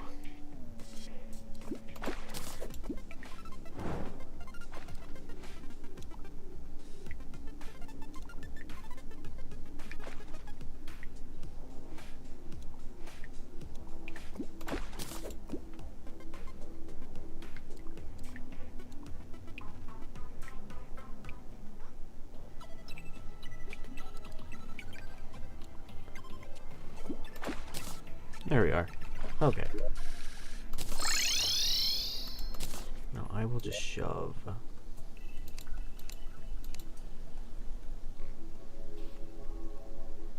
You know, we never defeated...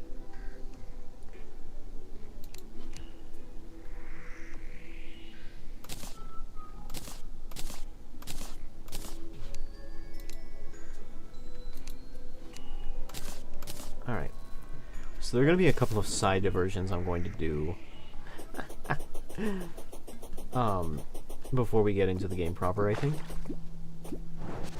Well, maybe not. Well, we'll see. There are a few things we're going to do. Rather, how to put this? There are a lot of things to do. Where on earth am I going right now?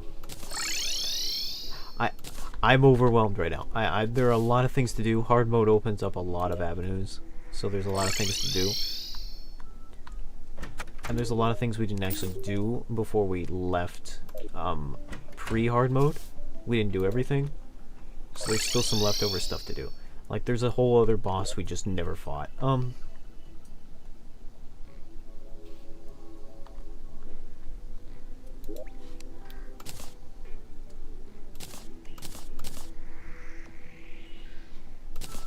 So that's something to think about.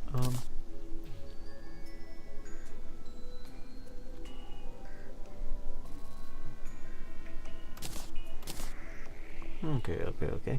So, I guess first on the docket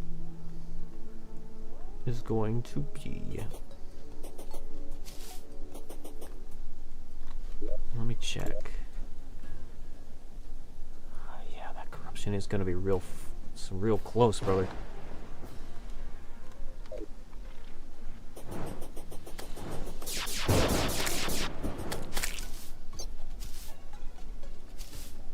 That's spooky, because corruption is going to be spreading real fast now, so it's going to get to base really quickly.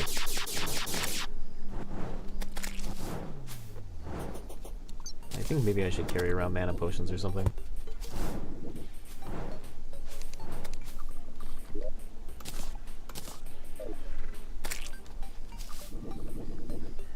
Anyway,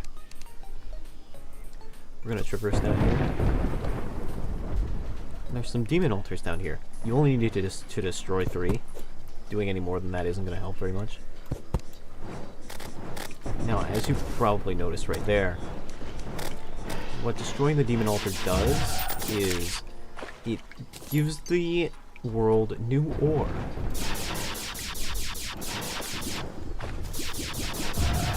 You destroy a demon altar 3 times, or 3 different demon altars rather, to bless it with 3 different ores. These ores come in 3 tiers.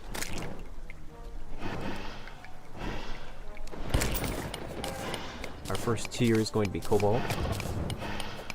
There are different types of ore that vary depending on, like,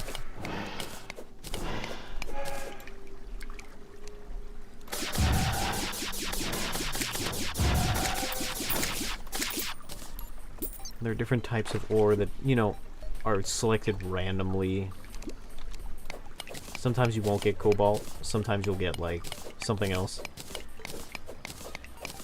Or rather, there are 2 different types of tier 1 ore, cobalt and something else, and then there's, like, 2 types of tier 2 ore, mithril, and I think orchithalium is what it's called.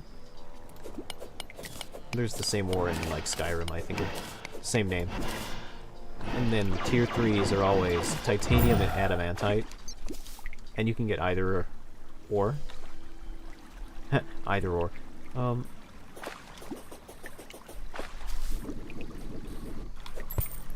but each ore requires the previous ore to mine it.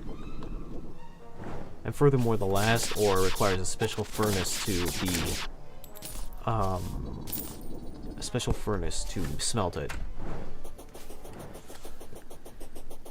Long story short, though, it's the next step of progression in the game. I think our big step will be to get adamantite, which is the ore that spawned for us, adamantite armor.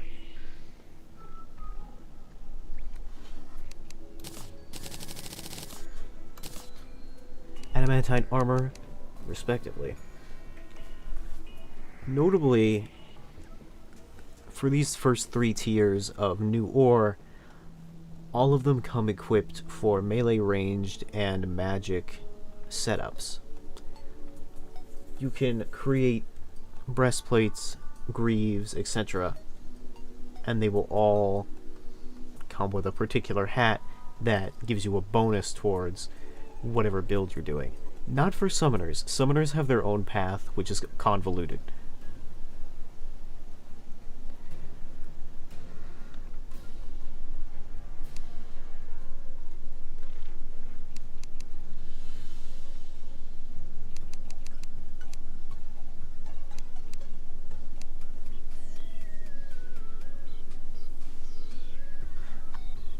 Sorry.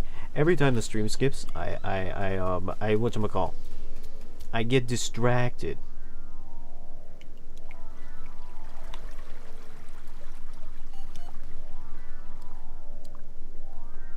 I need to go look for...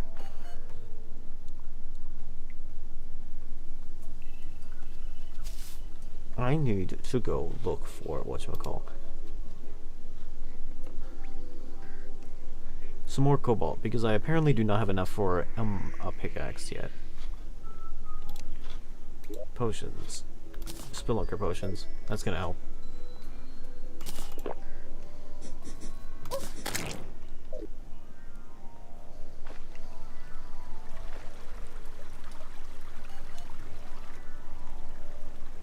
There's some mithril there, for instance.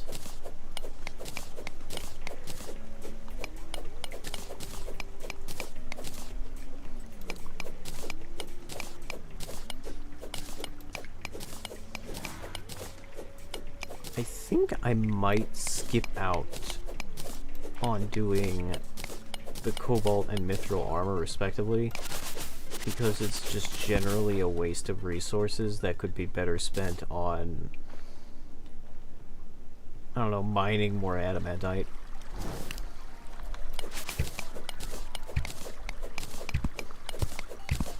I'm a frisky and risky gentleman who's kind of willing to just risk taking the damage in order to mine adamantite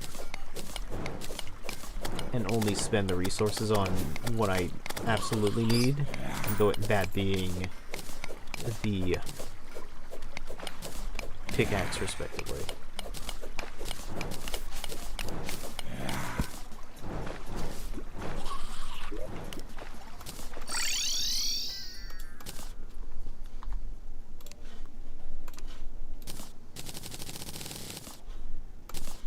Alright.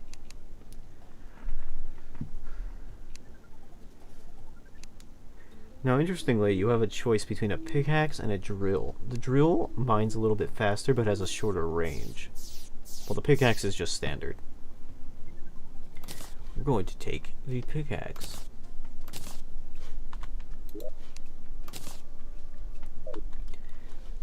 And with it, we will be able to now mine mithril, which we will then use to mine out mithril.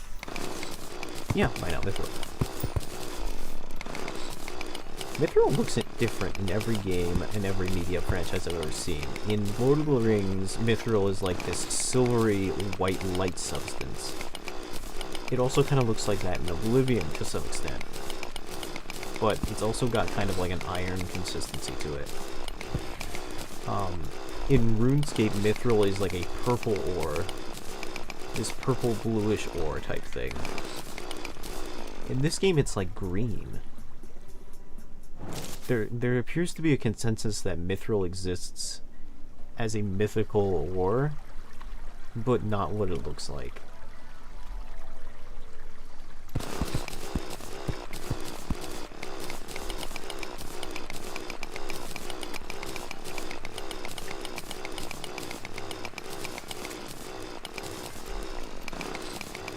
I personally like using drills over pickaxes because I think the very rapid clicking sound that you get when you click on ore is very satisfying.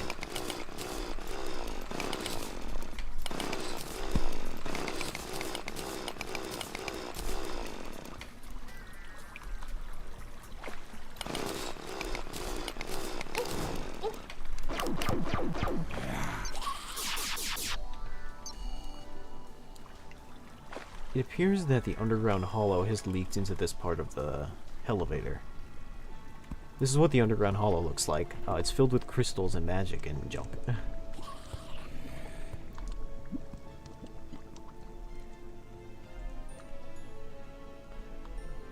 Causes the soundtrack to become all whimsical and shit. You are now entering Disney's Terraria.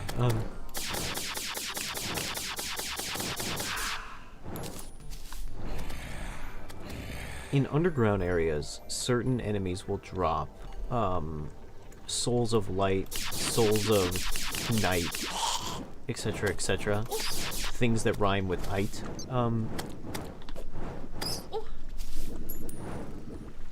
And they are used to craft specific items. Crystal shards are of importance. We will collect them at a later date.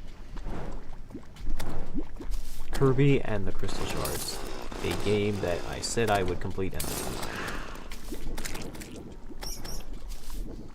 I've been thinking that it would be more important to stream games consistently, like stream them all in one big bulk, because if I don't, I will 100% forget about them.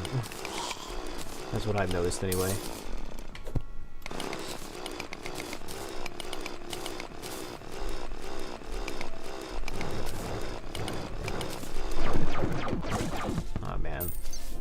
We've got the hell creatures mixing in with, like, the hollow creatures. That's not great.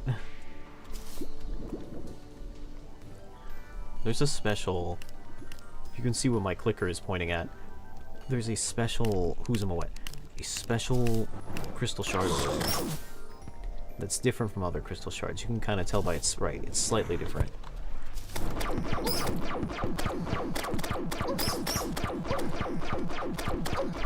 Oh my god, get it off. This isn't the right weapon. That's why it's doing so little damage. That's a gelatin crystal. It's actually a boss summoning weapon. If I were to use it right now, I'd summon a boss. I'd summon the Queen Slime. She is the easiest boss in hard mode, but she's still rather difficult. She's not a joke like the King Slime is. She's actually rather difficult. We will be creating a proper arena for her, as well as one other boss we will fight in the Hollow, respectively. Hold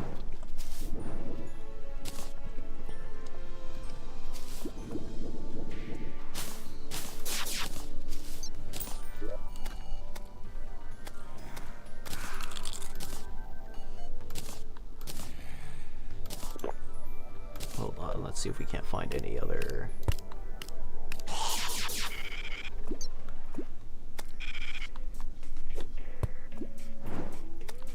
I mean, there's some mithril up there. Ouch. Oh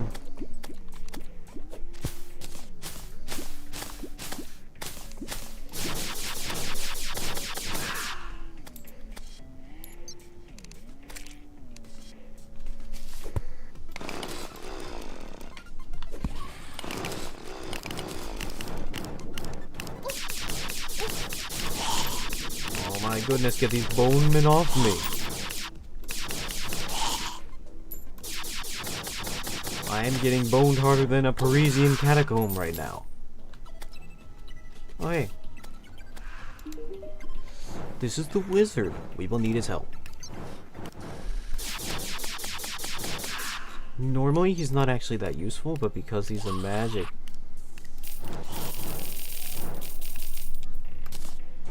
But because he's,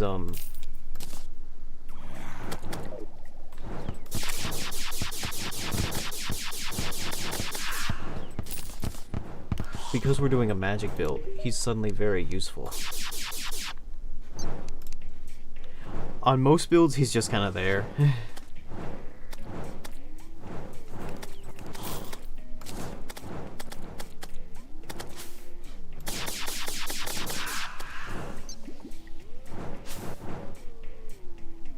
I'm actually just gonna buy all of his items.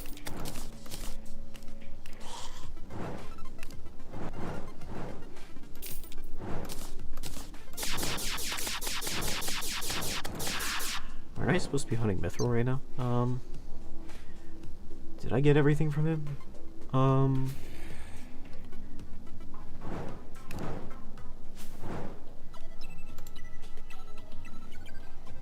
Oh, I can't afford it. Alright, well, see you.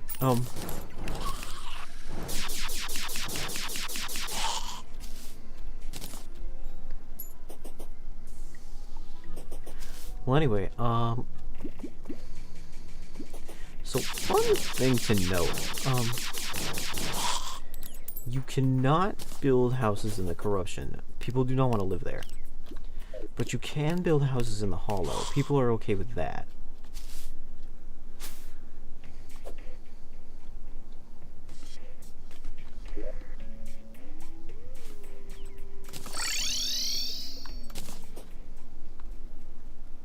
The guide still has not moved in.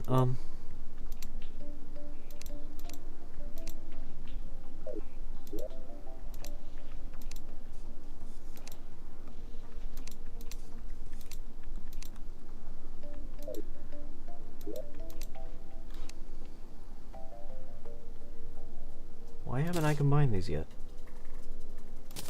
Hold on a sec. Harp. I'm going to throw all these together. Because I will need them later, I think. As for the crystal ball, what the crystal ball does is it just gives you a flat increase to your magic abilities. Pretty useful.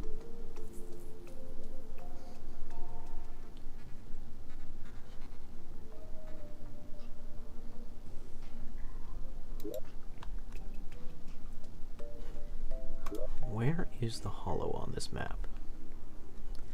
It's over there.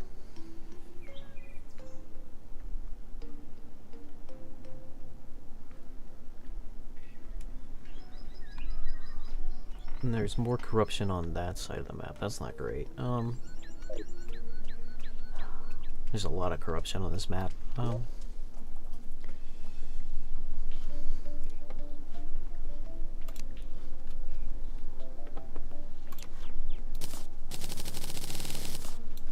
Okay. All right. You gotta make an anvil out of mithril, out of your second tier. You gotta make an anvil out of your second tier. Whatever it ends up being.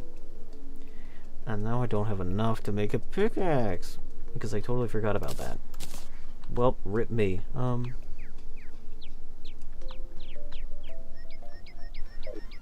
Let's see if we can't scrounge up enough mithril before my spelunking potion runs out in 4 seconds.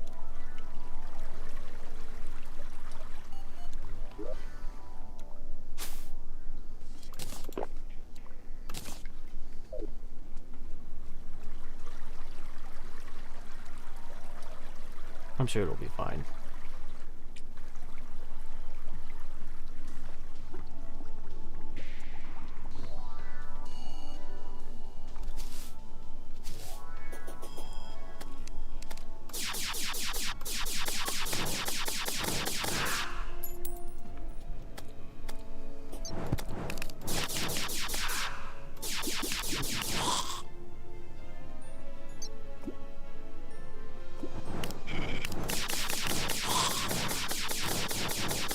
Certainly titanium over here, and that's nice. Not titanium, adamantium.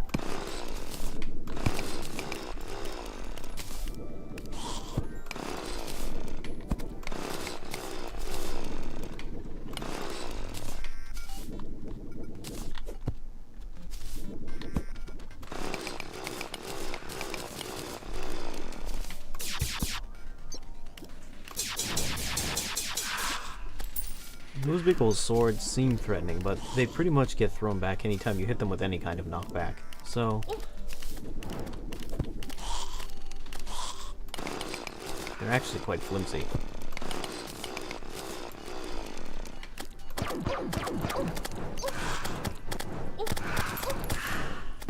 Somebody put me in a corner.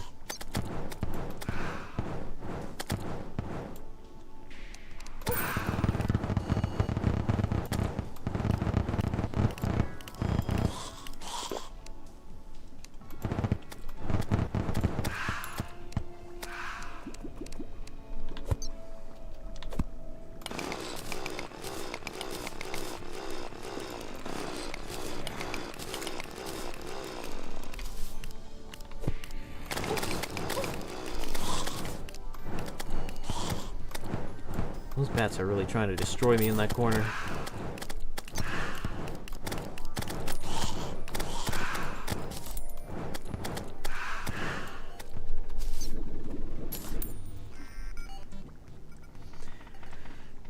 So there's Mithril here.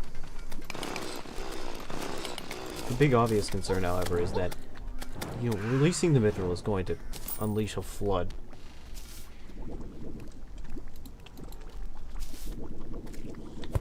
Oh wow, I'm almost dead.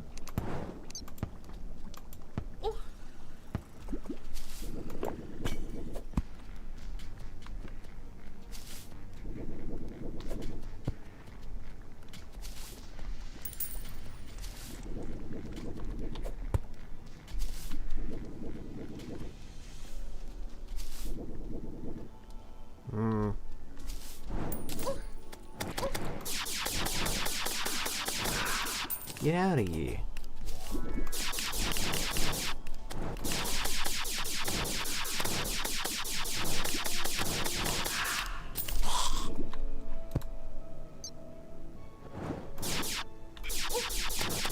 Oh, I'm dead. Nope, nope, nope. Believe. You gotta believe.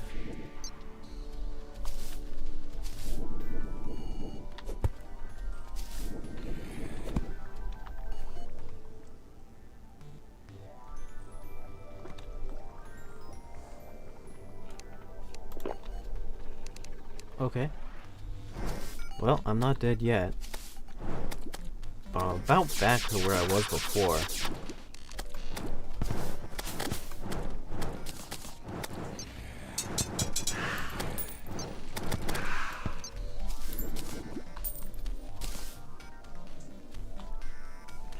I still ain't seen no mithril. I know it's out there.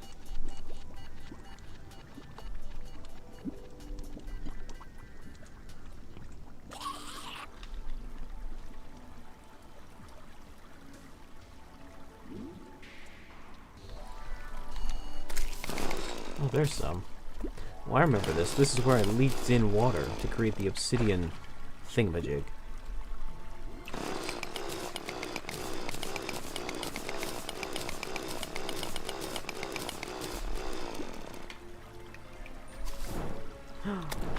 Here's a lot of it.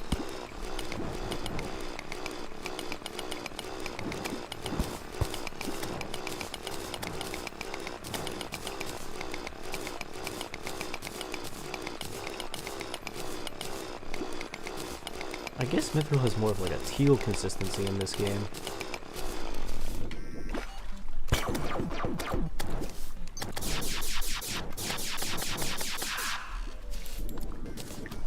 I hope to God that that is enough mithril.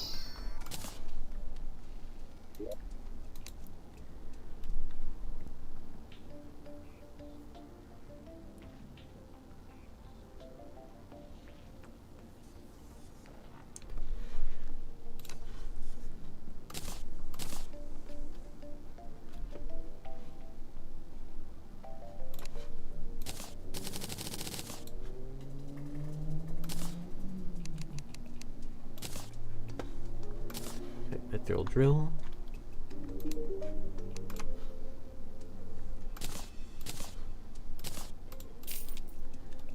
Going to sell a variety of junk to the mechanic just to get it off of my person.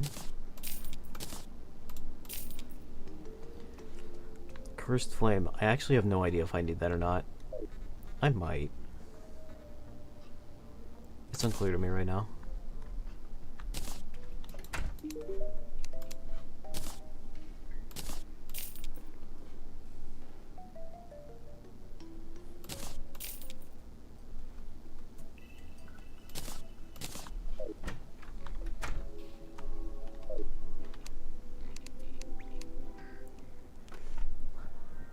Alright, so the next step is, now that we have that, is to mine titanium. Or not titanium. I keep mistaking it. Adamantium. And we'll need more adamantium than any other material, because we'll actually need to manufacture stuff out of it. Previously we were just going for drills, so we didn't need that much. But now, we actually need stuff. And this stuff's the worst, because we actually, because it's rare.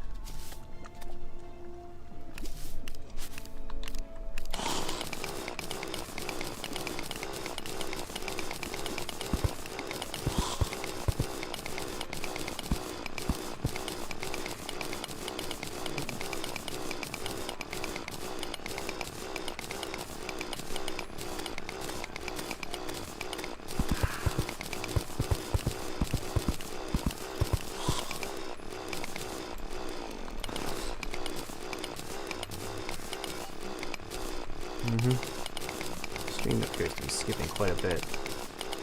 I'm going to look into how to get the Ethernet set up.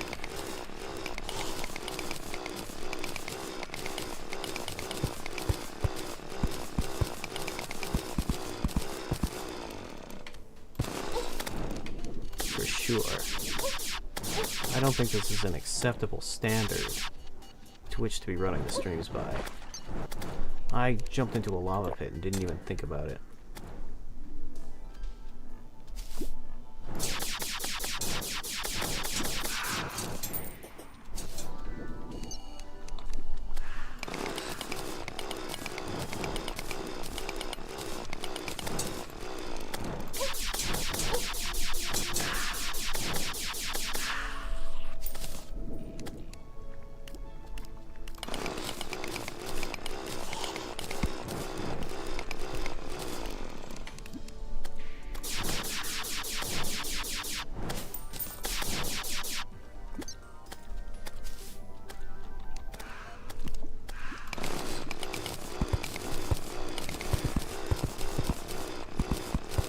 Okay.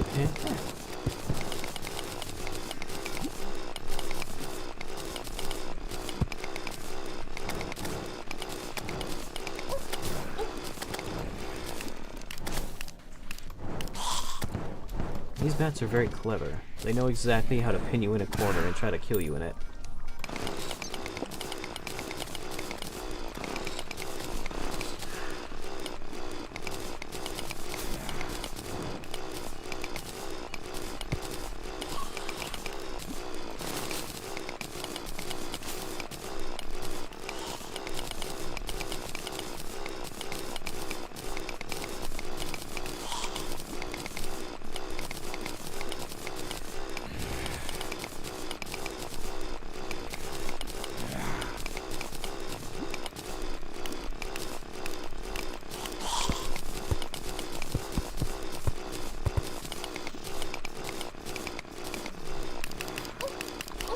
Gilliman. Now who's trapped in a corner?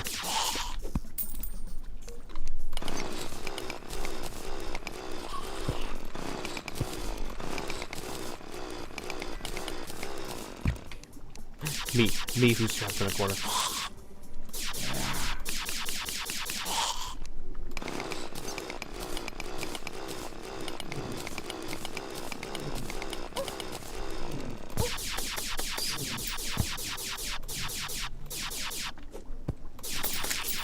Stop. Oh no.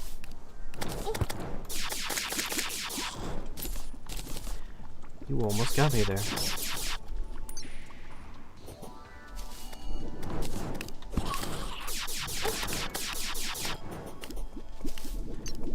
Okay. I think this direction has been exhausted of all adamantium.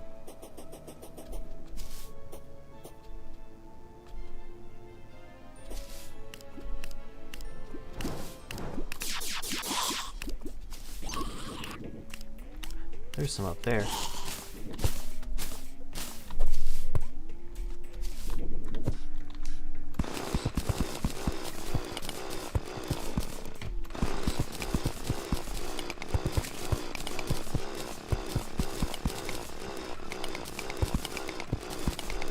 My potion ran out.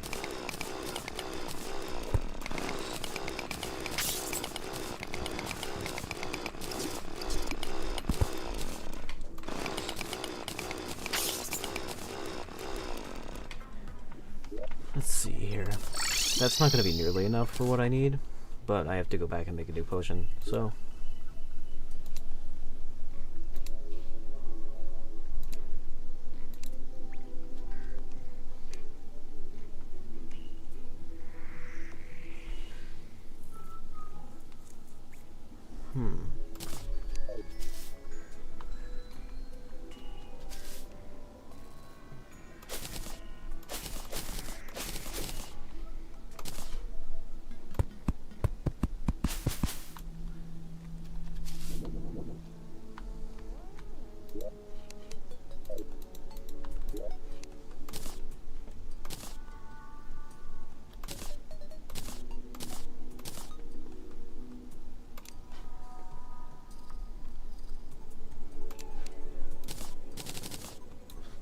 That should do it.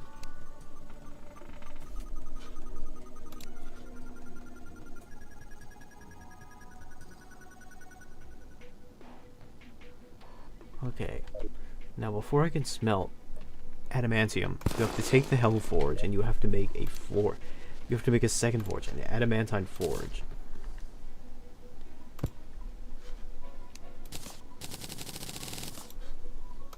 And then boop.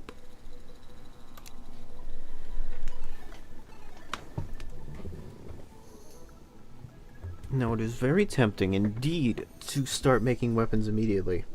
But for one thing, I'm not going to be making weapons because I'm a magic build, but also...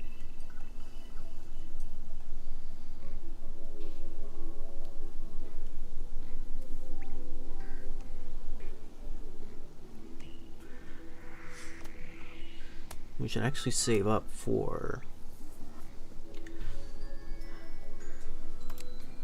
how you would call it, the drill.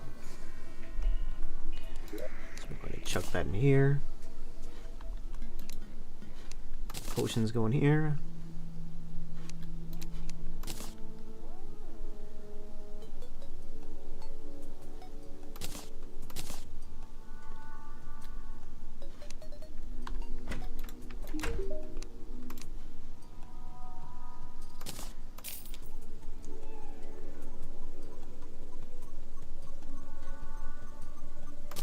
I actually don't need this pawn hammer anymore because I've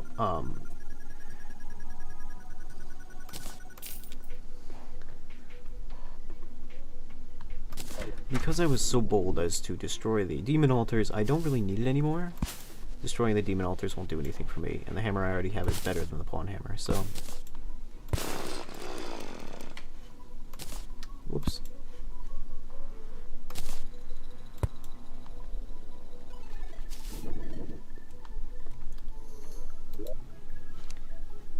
Chuck this into the potion ingredients box.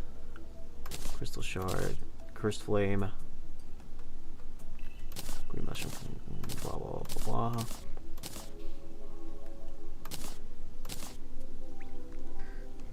Okay. Again, the guide is not here. That hill is slowly becoming incredibly corrupt. Very spooky. I imagine soon this world will be completely inhabitable. Uninhabitable, I mean. This world will this world will soon be completely inflammable.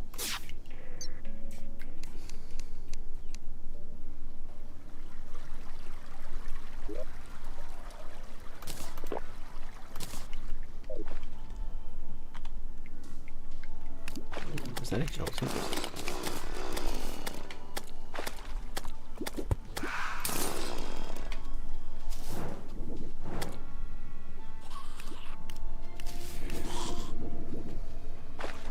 Okay. So now our only priority is going to be getting... Now that we have the forge, our only priority is going to be to obtain as much adamantium as possible. Like those evil scientists who want to work on Wolverine.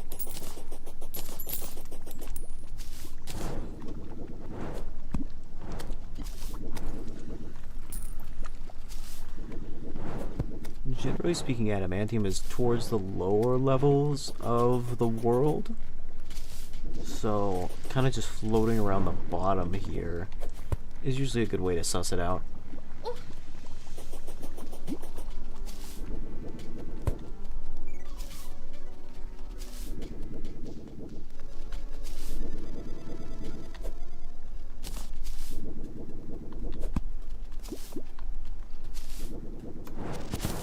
There's some.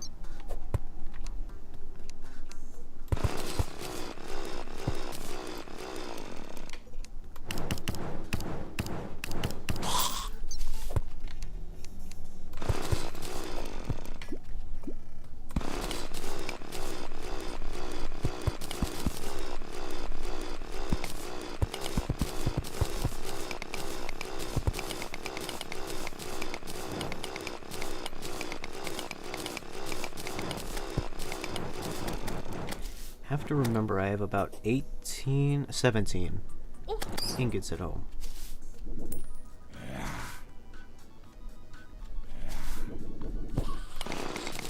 I need to think of what angle is best to come at this from.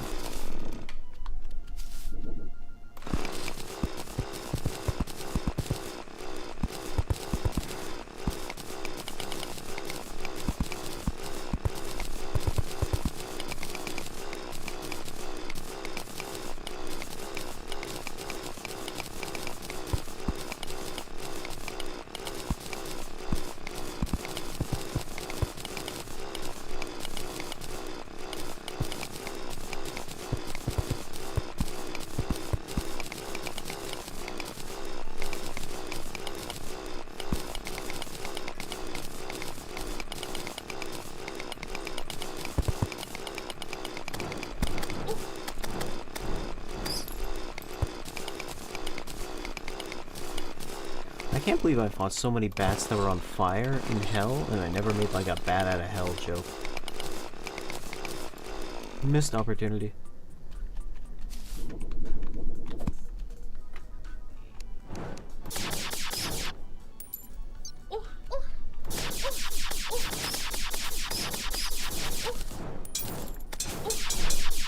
What is hitting me?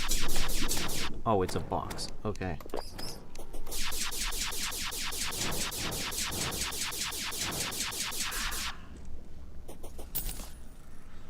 Titan Glove is a good item, but I don't know if it'll be good for our build. It's largely good for melee use.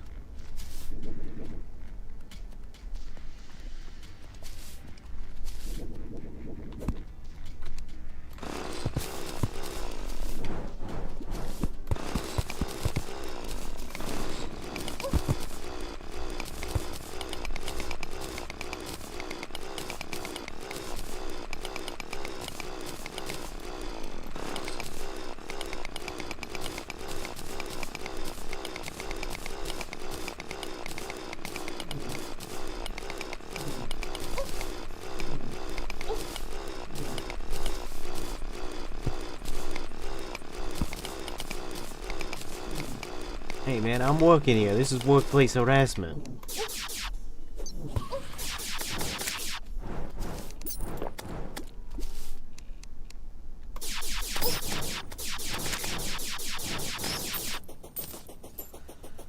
Of all the things in hard mode that change, weirdly enough, hell becomes one of the safer places on the map because the enemies don't get as hard. Don't get me wrong, there's some enemies there that get more difficult, but a lot of them stay the same. Weirdly makes them weirdly makes it easier to deal with.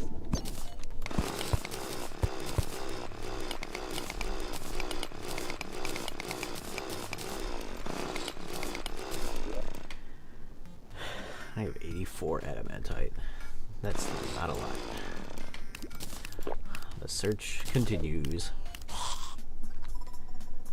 think like maybe 200 to 300 would be a good amount to get. And I know that seems like a lot. And that's because it is.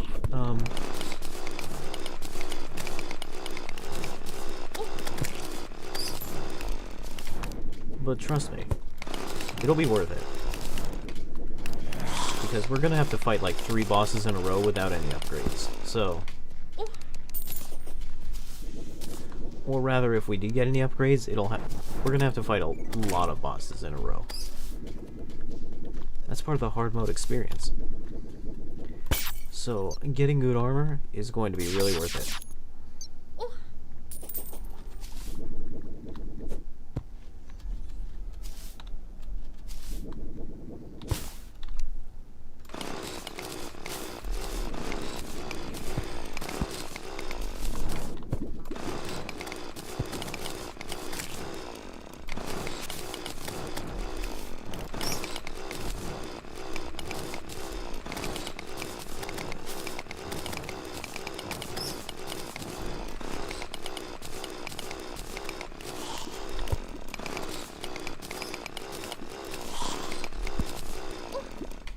Alright, well, I should have known that was gonna happen.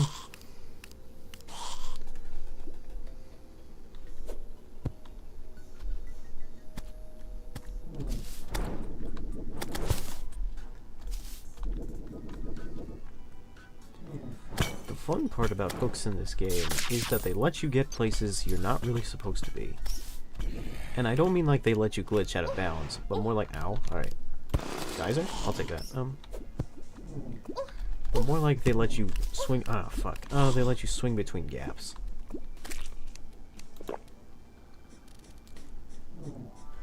Well, I was gonna go for that adamantium. Wizard hat? Increased magic damage. That's really not as good as what I have. Aesthetically, it looks nice. Can I put that in the... I can put it in the vanity slot. I'll keep that around just in case.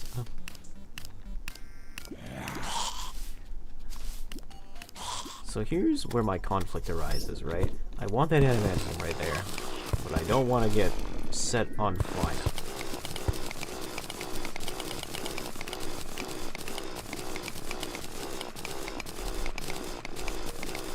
So I think we're gonna have to cheese this.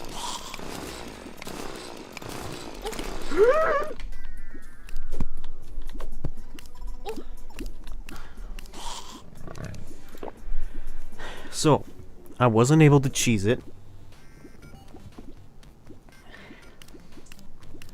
I guess I could just be really patient and wait for that entire lava pool to drain out.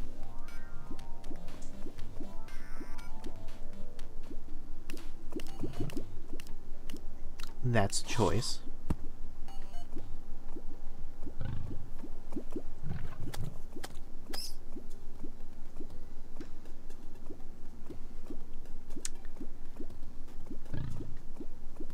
It also looks like, well, I think the choice has been made for me. Because, well, I don't think I'm going to get out of here without burning myself if I try to leave now. So I think I have to wait.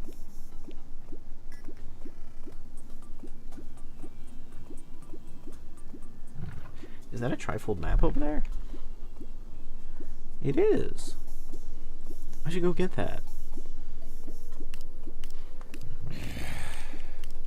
Because, like, the thing about trifold map is, I will need that later.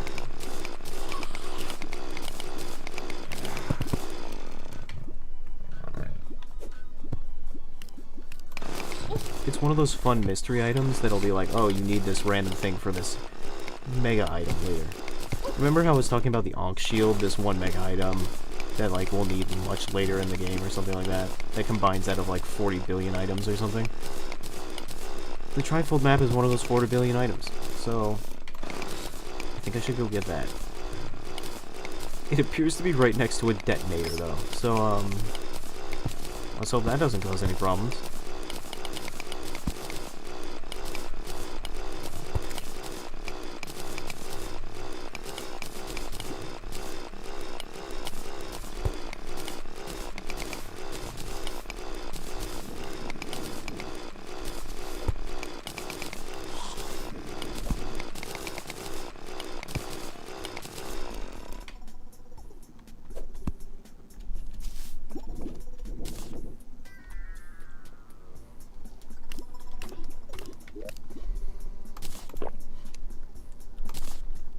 Immunity to confusion. Yeah, I believe I combine that with... not the Nazar, right? I combine it with something. It'd be really helpful if I had the guide with me. Like he still wasn't dead.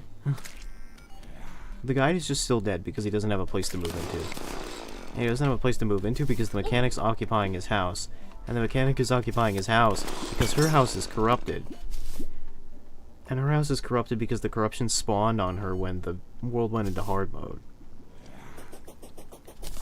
That's exciting.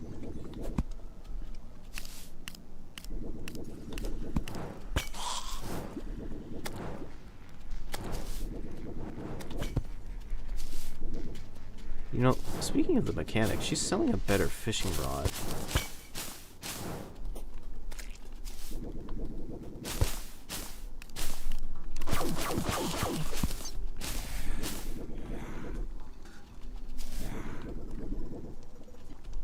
Like, the fishing rod I have isn't as good as the one that the mechanic will be selling, so that's something to consider.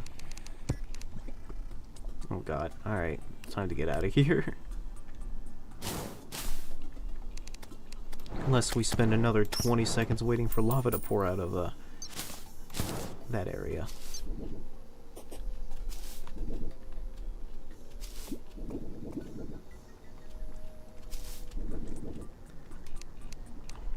There we be.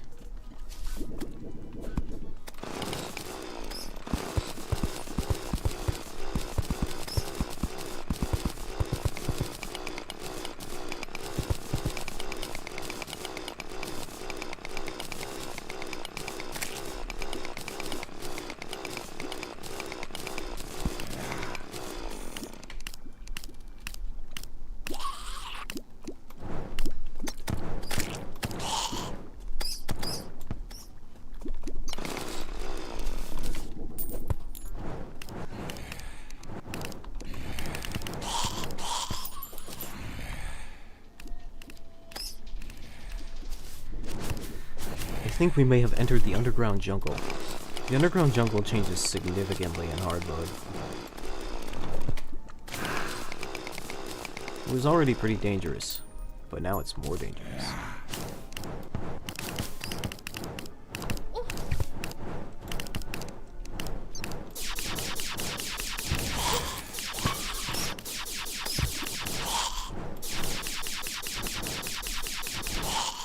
We won't be going to the underground jungle quite yet,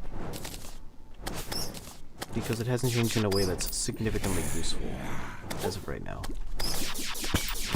Hey, we found the granite area. I don't know if I mentioned this previously, but the granite area is like this sub-biome, usually found around the jungle, that contains a lot of granite, this bluish stuff. Granite is not actually blue in real life.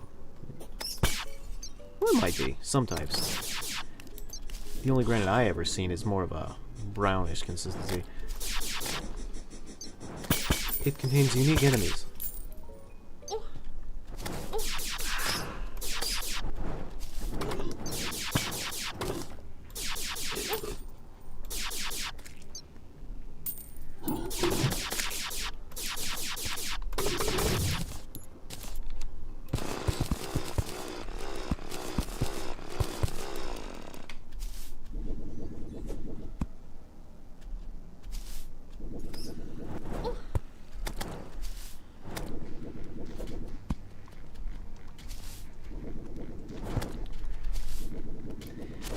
For instance, you will notice here there's this glowing green stuff.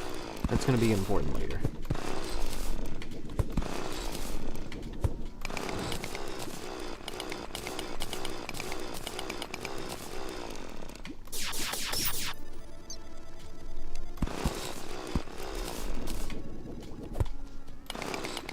We can't mine it yet. It's too hard.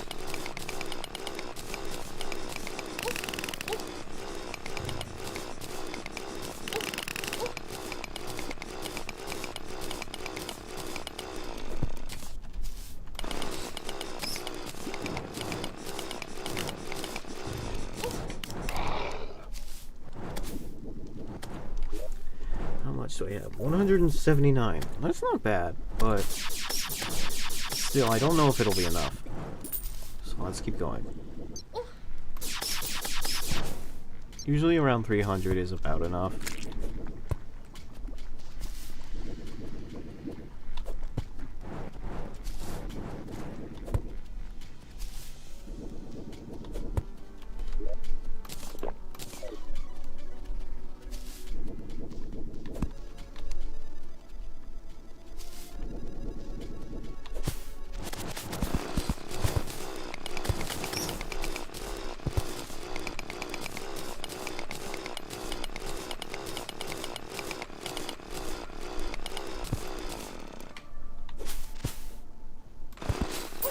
There we go.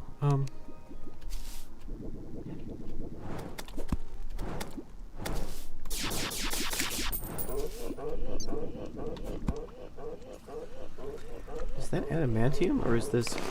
It is. They look like hellstone. I guess it's called adamantite, not adamantium. I'll still end up calling it adamantite. Fuck!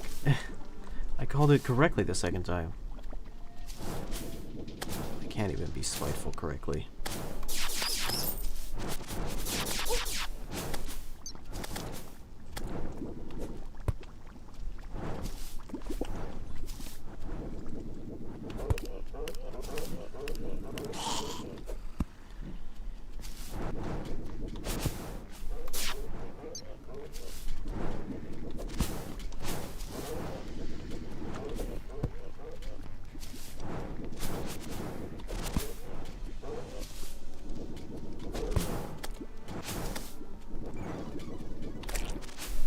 Oh no. That's a real sinking feeling when you hook but you don't actually. It's like when the hook just barely misses what you were aiming for and you have to suddenly come to terms with the fact that, oh, I'm going to fall and break my legs now.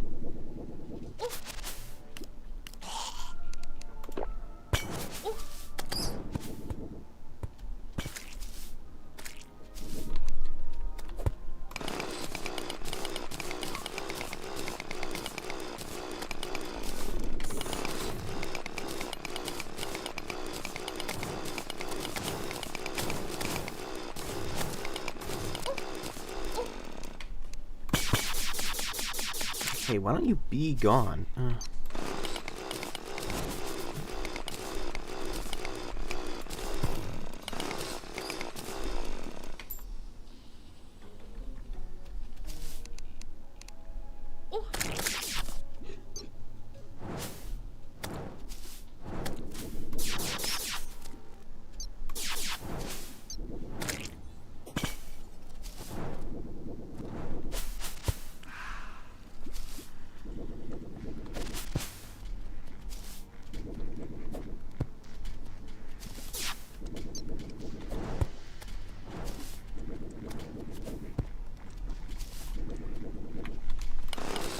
That's a fair amount right there. Oh, that's a good amount right there.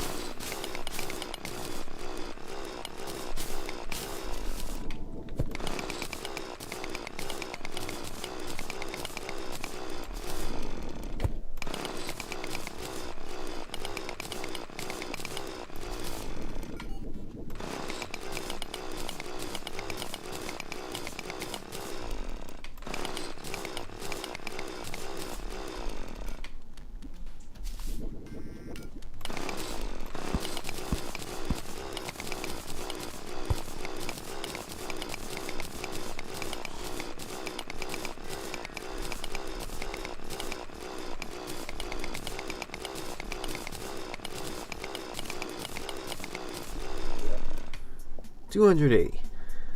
Let's see if that covers it.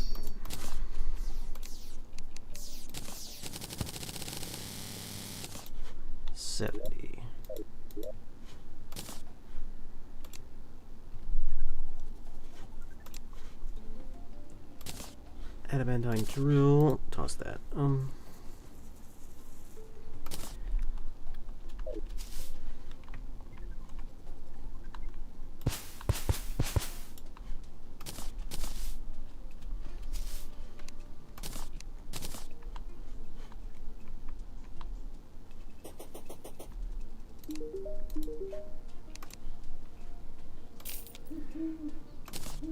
The mechanics rod has 35% bait power, which is it's 10% more bait power than the fishing rod we had prior to that.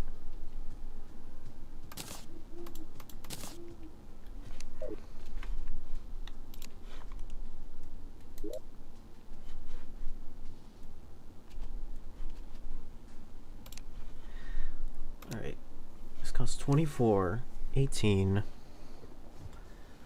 Do the math. Plus 12. 12 plus 24 equals 36. 36 plus 18. Hold on, let me go. 36 plus 18.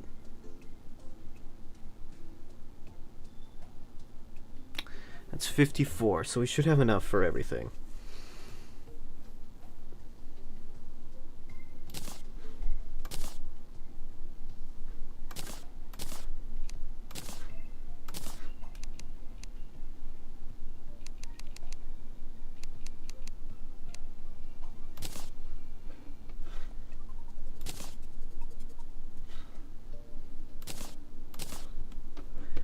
You have served me well, jungle equipment.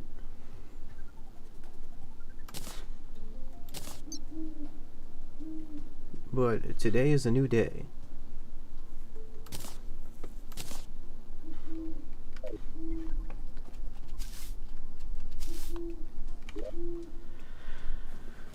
%, reduced mana costs. I'll take it.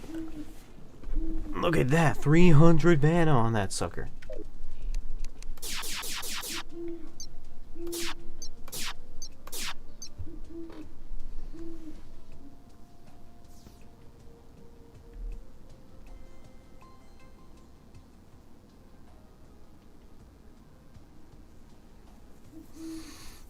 Okay, so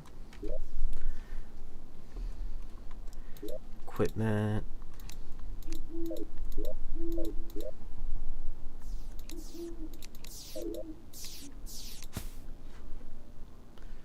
Let's chuck in our old stuff. We can probably sell some of our new stuff.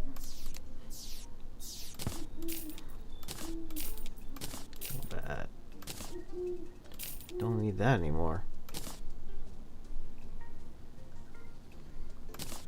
Water bolt. Do I really need that?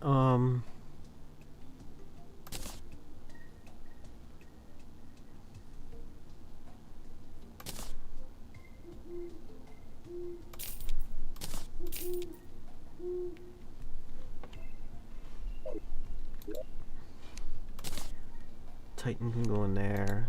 Mechanics. Geyser can go in there.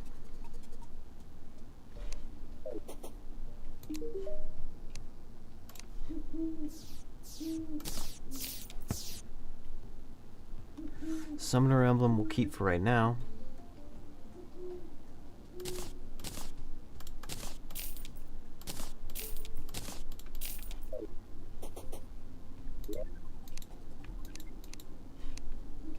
Toss the trifold map in there.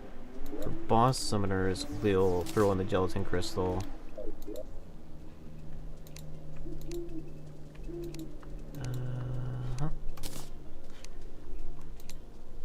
I want to throw in Souls of Light with the crafting materials for right now.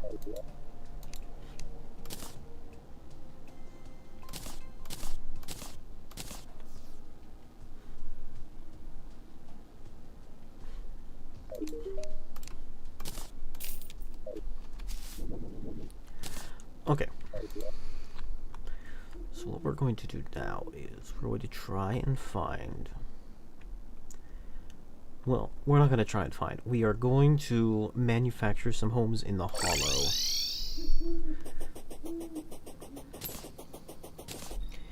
there are 3 NPCs to my knowledge that like living in the Hollow.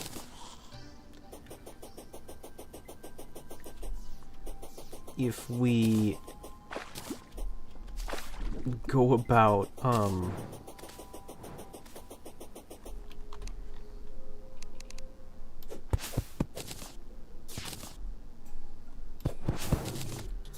making houses for them, that should open up some housing for the guide to show back up, and that would be good.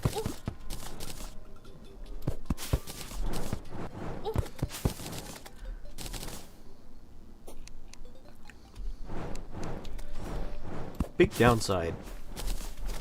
Hollow kind of dangerous.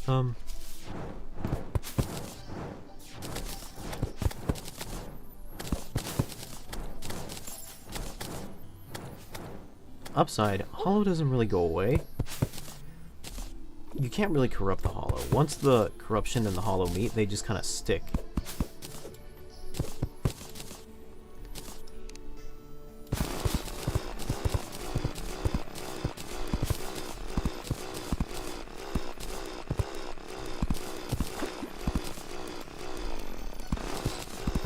It's like that one part in World of Light in Smash Brothers where Light and Dark just fight each other eternally. Or I don't know. The entire plot of Kingdom Hearts, I guess.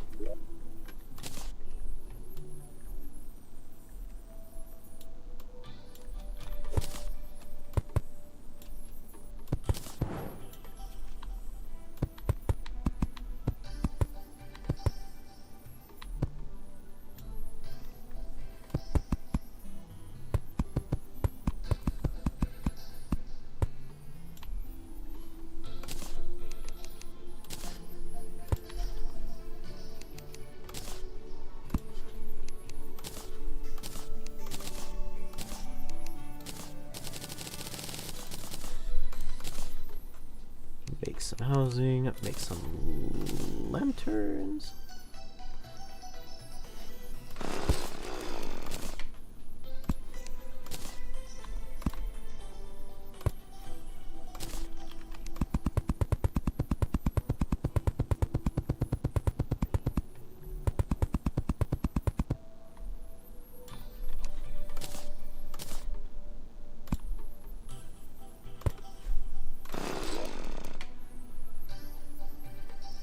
So we will send the wizard. Oh, he's already here. Great.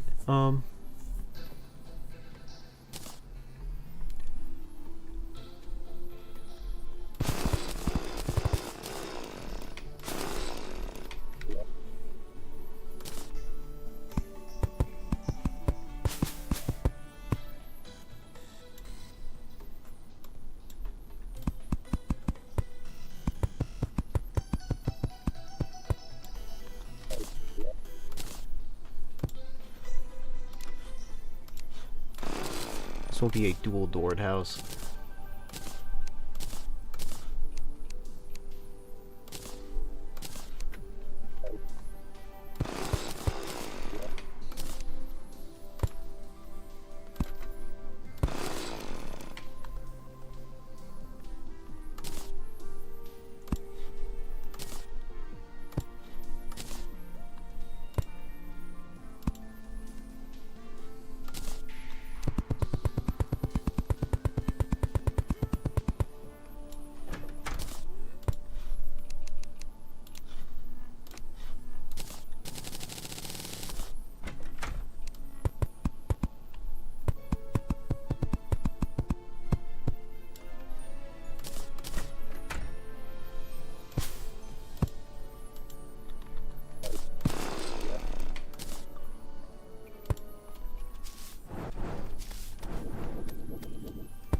Try to put some trees on this hill, regrow some plants.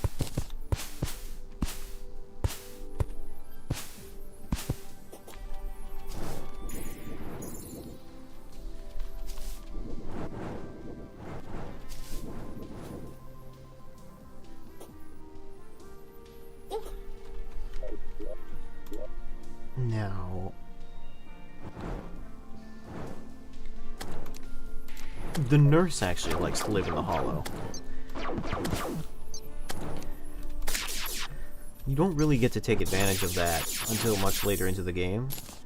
The nurse is a very early game NPC, but she doesn't actually get to do anything in the hollow until much later.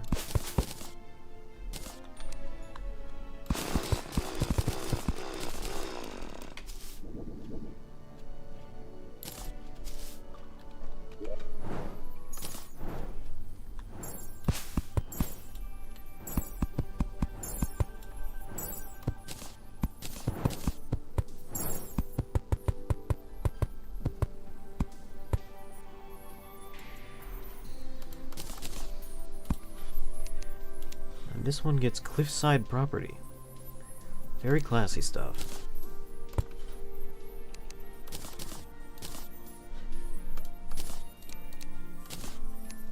I produced one too many tables.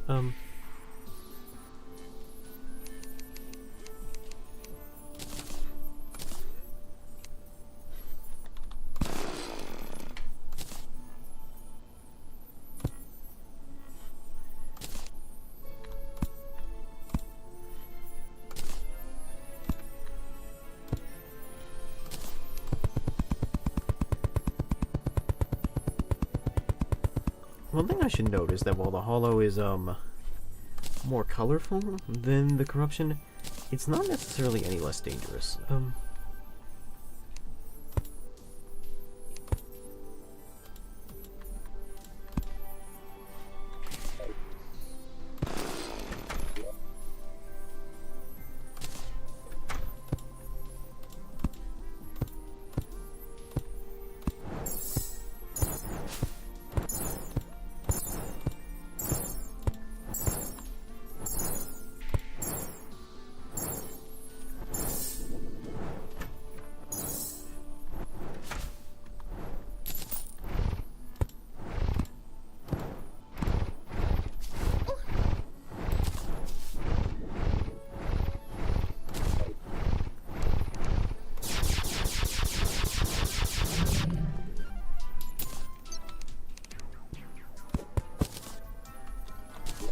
No need for that.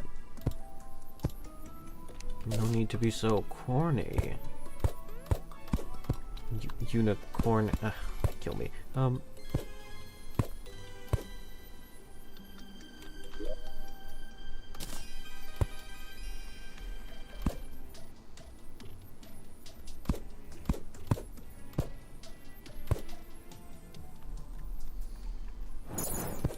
This looks weird. I kind of like it.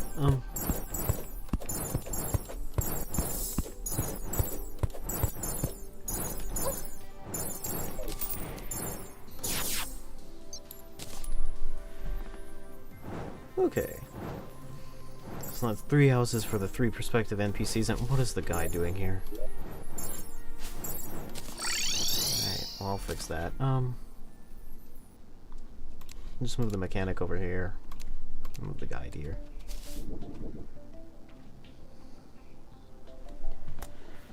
Okay, what was I doing? Right.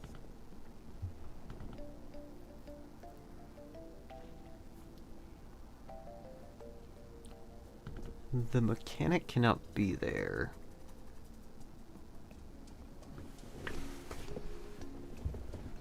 So we're actually going to do a couple... maybe like one thing that we haven't done yet. There is a boss we could fight, but he is optional, and he doesn't really give you anything especially important. So I'm kind of thinking, like, you know, is it really worth it?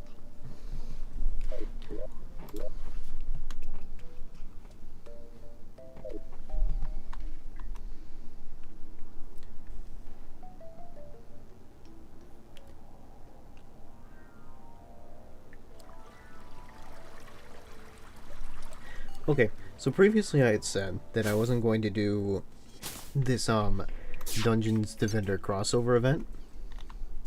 I lied. I'm going to do that. We're going to do that because I found out in previous in other playthroughs that doing this will actually gain you the ability to get multiple sentries. That will increase your DPS.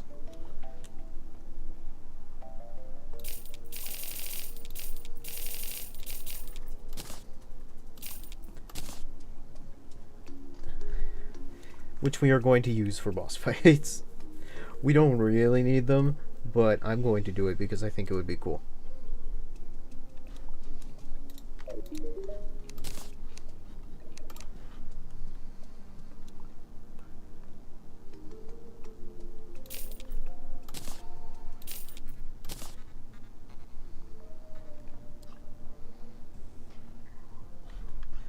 Okay. So we're going to do this like a little mini game, I guess. And our goal is going to be to find a war table. This will allow us to get multiple sentries in the same way that a bewitching table, which we have already picked up, allows us to get multiple minions. Sentries are kind of like minions, like our little imps we have right now, except they're stationary.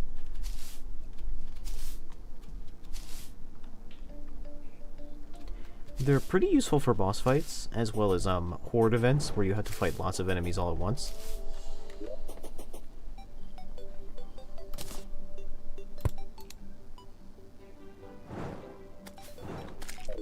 That's what I thought. Alright. Yeah, this is getting corrupted fast. Alright. A large, flat area.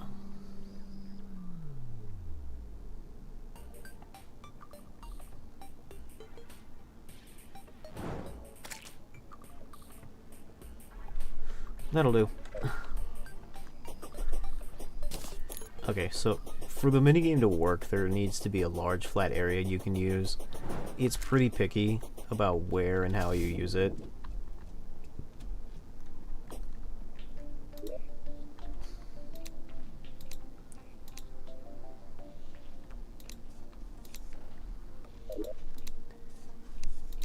Let's say, dude.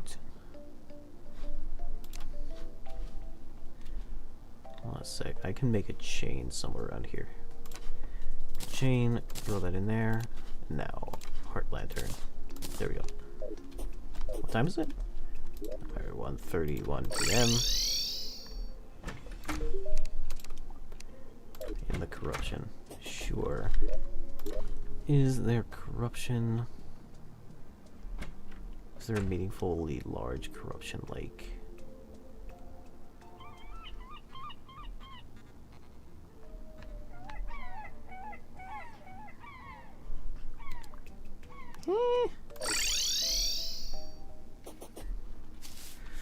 Let's go fishing first.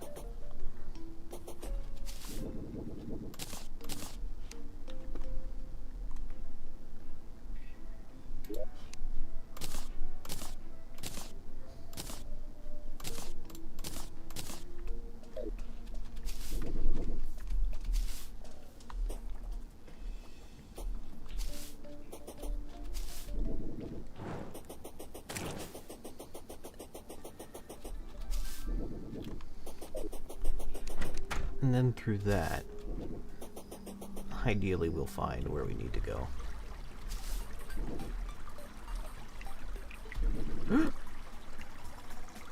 Where'd all the water go?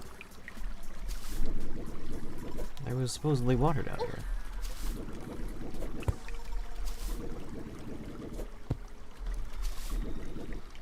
Seems my map is outdated. That is the thing that can happen in this game. Your map can just become outdated.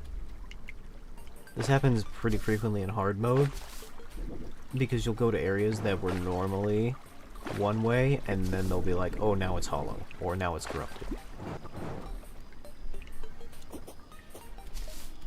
How about this pool? Is it, is this pool not filled with water? No, this pool has water in it.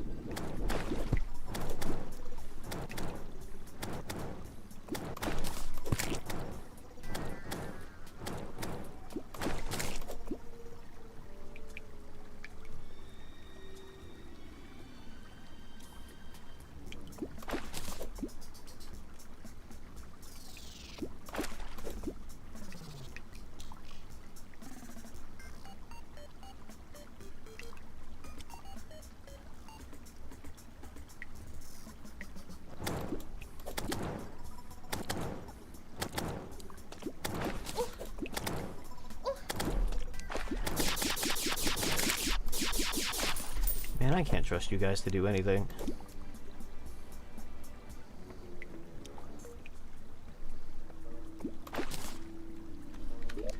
Eater of plankton. Mr. Krabs?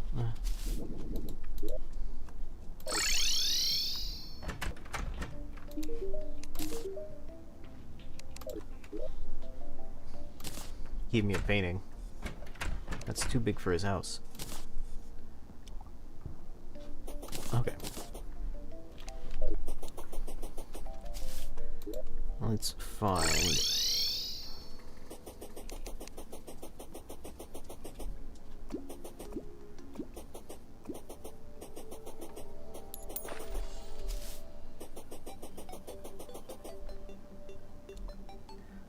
this should be fine. Well, I mean, in a sense. I'm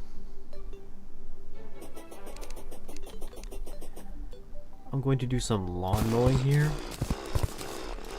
And by that I mean like terraforming.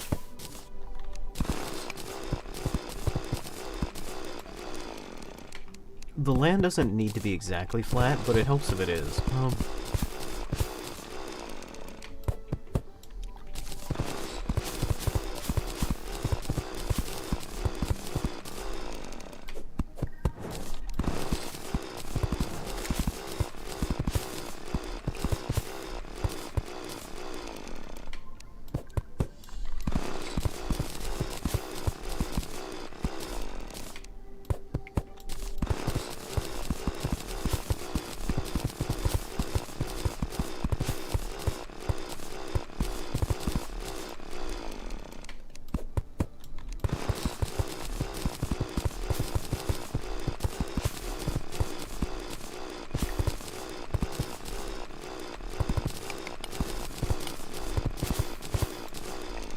Go.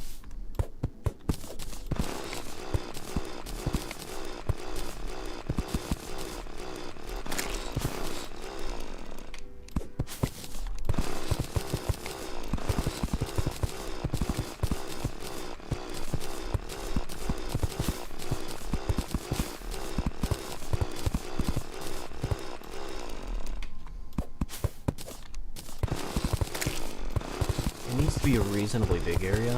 It doesn't need to be too large, but it helps. The larger it is, the better it is.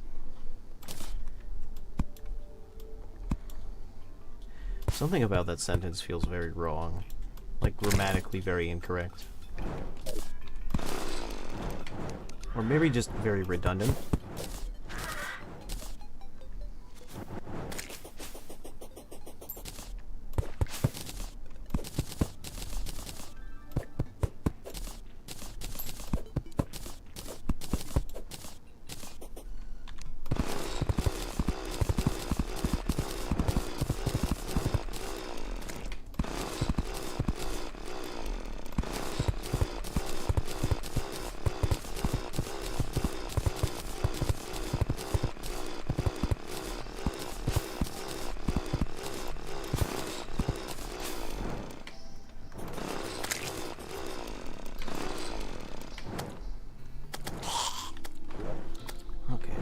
Put it like right about... Hey, wait a minute. Did I not? No, I got it.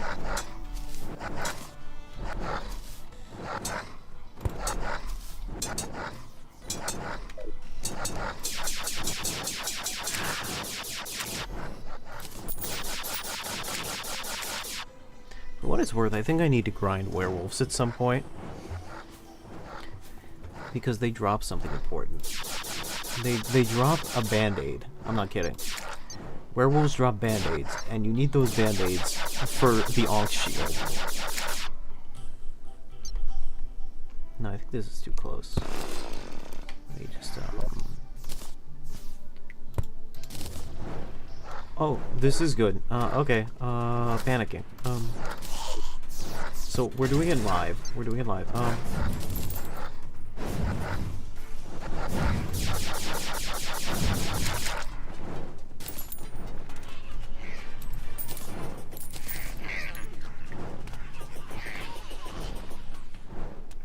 So as you can see, we've basically entered tower defense mode.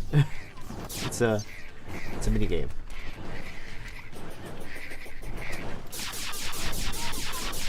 Oh my goodness, the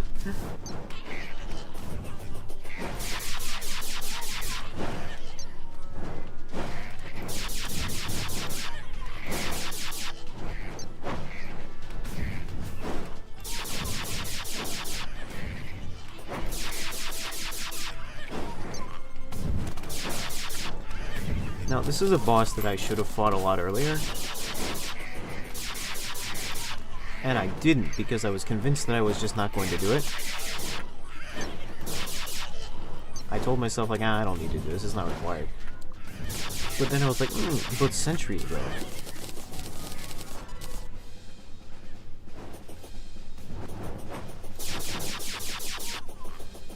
So the goal here is actually doesn't have anything to do with dying. The goal is just to protect that crystal in the middle of the map.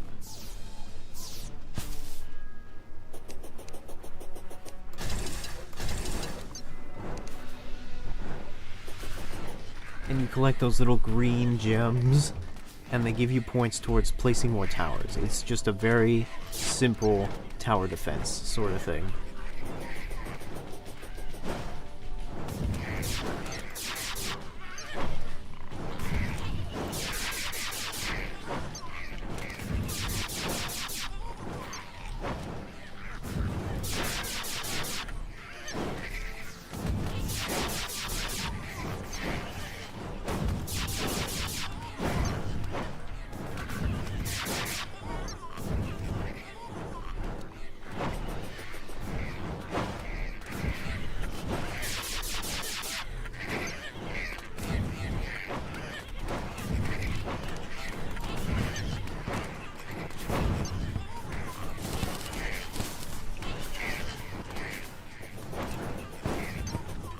Again, I think I might be a little over-leveled for this.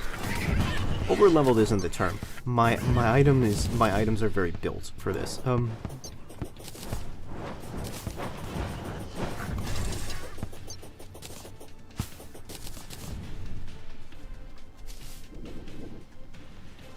That being said, I do need to reorganize. I need to further flatten the arena, because there is a lot of space where these guys are just walking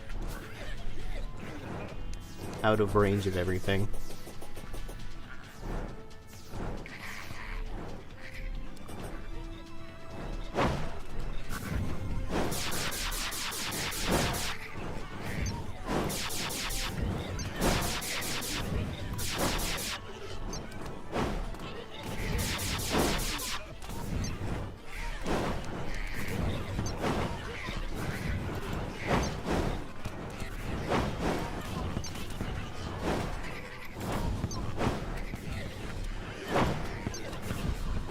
Those guys on the left aren't even making it over here.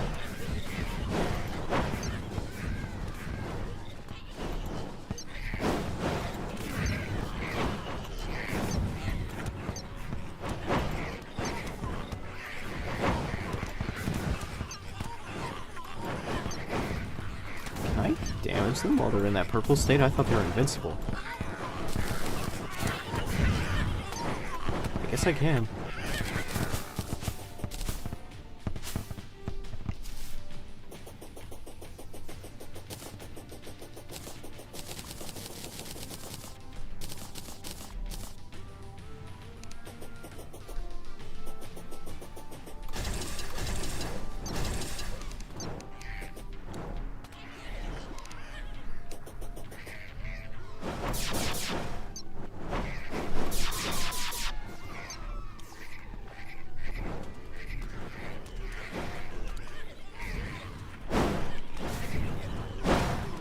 It's a lot better to do this when you're over-leveled than to do this when you're under-leveled, I gotta say.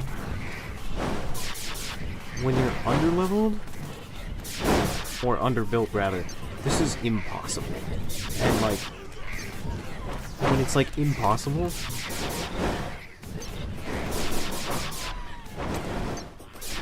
it makes it impossible to do the next round as well, because like, when I say you're underbuilt, I mean like, if you choose not to do this first round,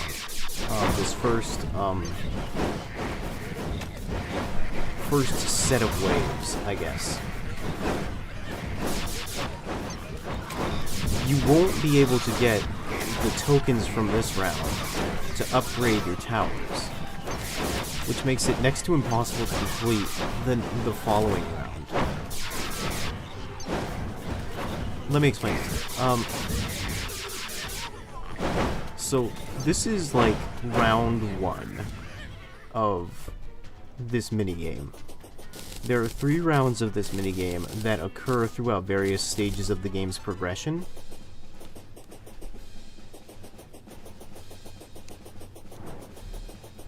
We will enter round 2 of this game's progression right after we do something in hard mode. You enter stage 1 after the tavern keep is unlocked. Stage 2 unlocks after you're doing something in hard mode. And then there's another thing you do in hard mode that unlocks stage 3.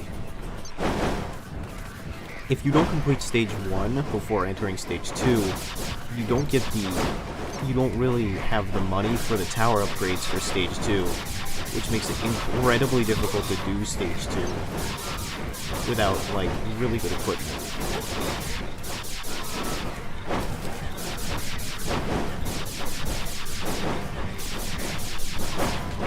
If that makes any sense. Because your reward for beating these is, like, upgrades, or rather, the ability to purchase towers.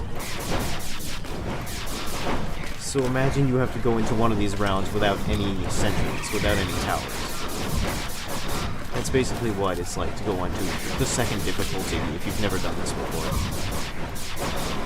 You might be able to afford towers, but they'll be so low rent they won't do anything useful. Low rent? Is that even the right term? Or, they won't be very useful.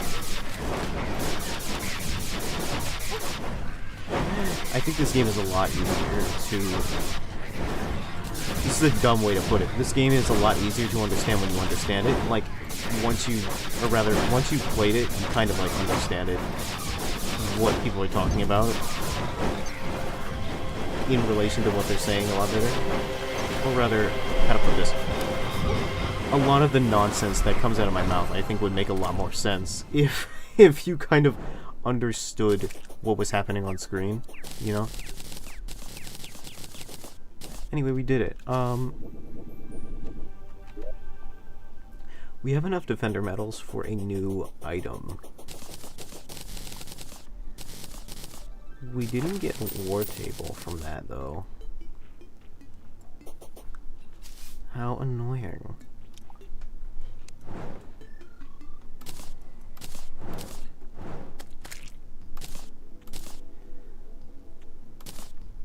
I guess what we can do is we can try it again for a war table.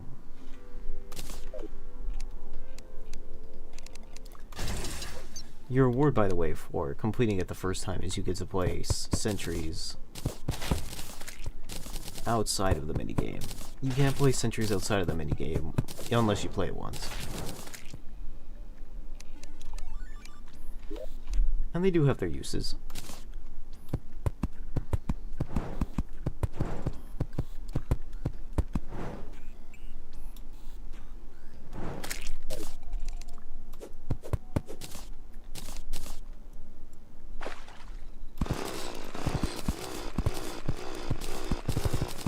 Again, I'm going to do some casual lawn mowing, casual terraforming, in order to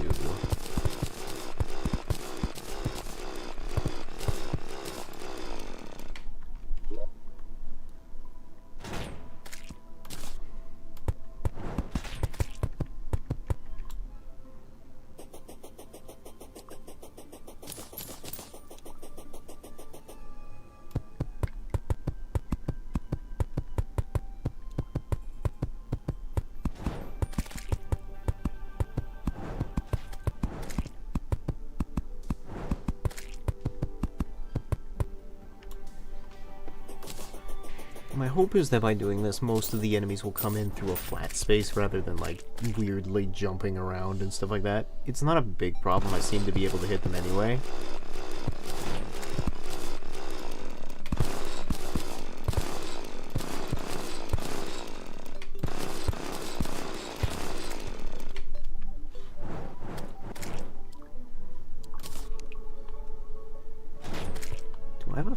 in my inventory somewhere.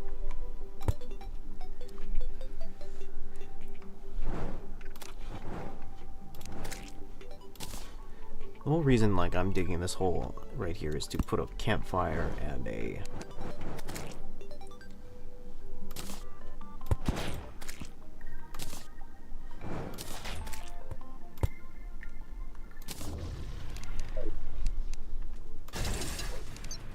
is to put a campfire and a heart lantern right there. So you can get regen while you're playing this minigame. You can cheat a little bit.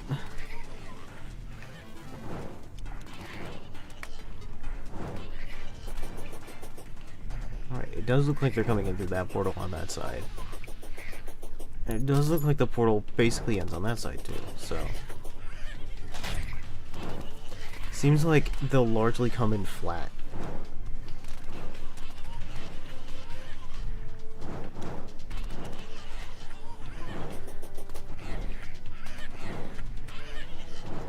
It largely isn't super important that they come in flat. Like, it's not super important, but it helps if you want to just shoot in a straight line, for instance.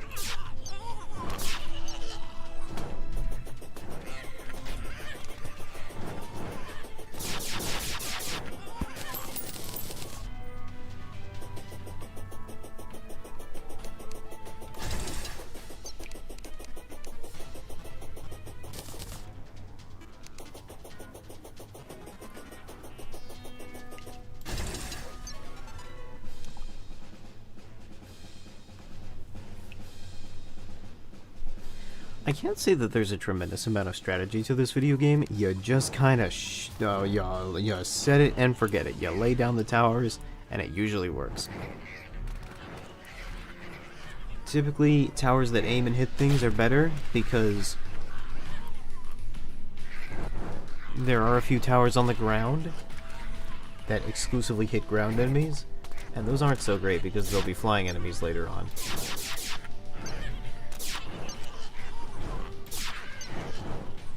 Pew. Pew. Pew.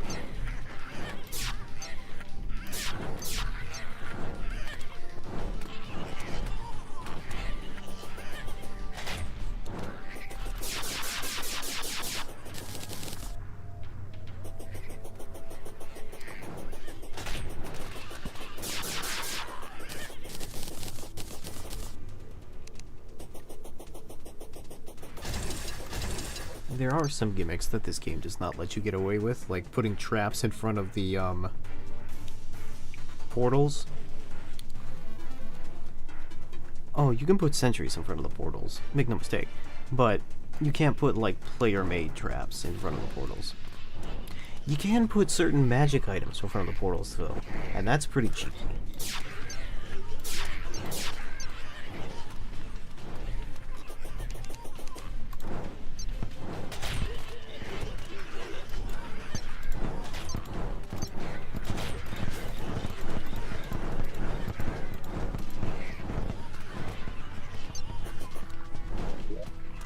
Do I have a star on me? I do, but I don't have a bottle. I learned that if you put a star in a bottle, you can create a sort of heart lantern-esque item that helps regenerate your mana. Then again, enemies in this area are dropping so many mana stars that it doesn't really matter.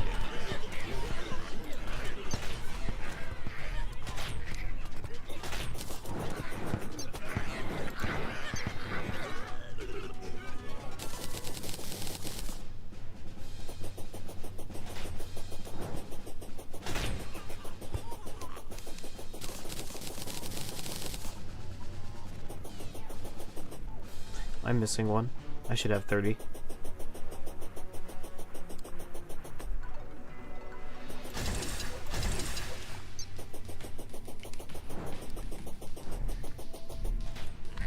I see it.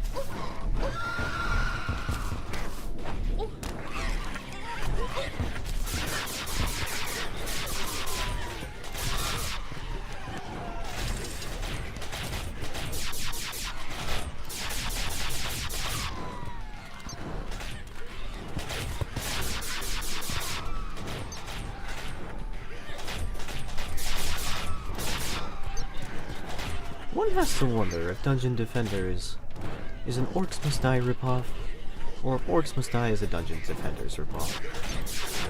I imagine it's a bit of both. Or honestly, maybe we could just argue that all TDS games are kind of the same.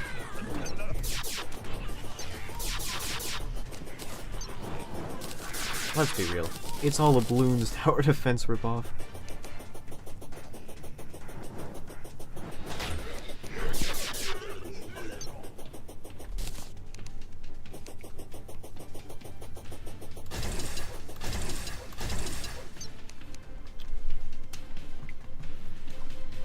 That cloud looks like Skeletron's face. There are a couple clouds that have various faces of things in this game. Alright, so this one's for all the marbles. Here's where we see if we can pick up a war table or not.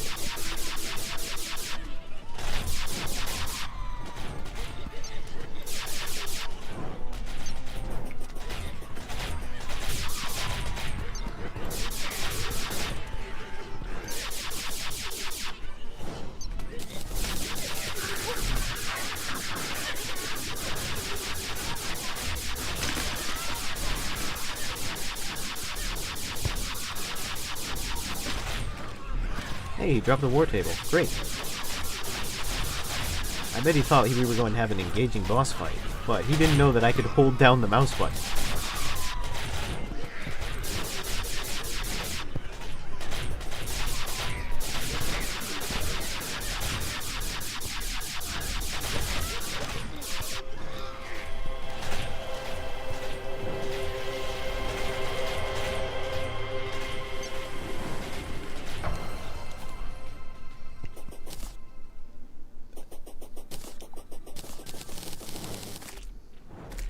I dropped quite a bit of stuff that I can't carry because my inventory is always full.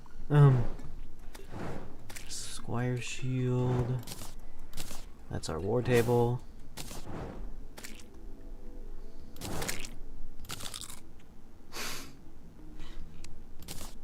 That's a cat. A gato.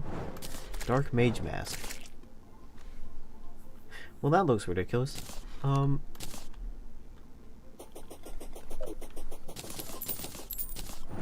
Oh, it's a node. I don't know if we ever got one of those, but sometimes there'll be these enemies called, or enemies like these, I guess they are enemies. Enemies called gnomes underground, and they'll chase you and hit you for like 1 damage each. But if you can chase them out of the underground and into the sunlight, they'll turn into stone, and you can like put them up next to various wherever, and they'll increase your luck.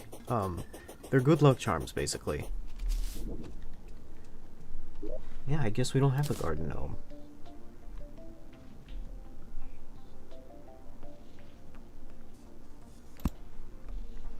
There we go.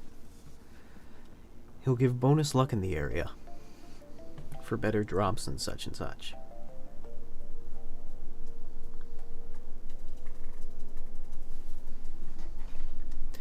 We got the war table. Now the thing about the war table is it's fucking enormous. It's huge. It's like the biggest of all the random thing. Out of all the things you need like to create stuff, it's just enormous. I don't understand why. Anyway, we can spawn 2 sentries and 2 minions now. Very cool. So we have a total of 4 followers, basically, that we can use at any given time. Which is especially cool considering that we aren't even a summoner build.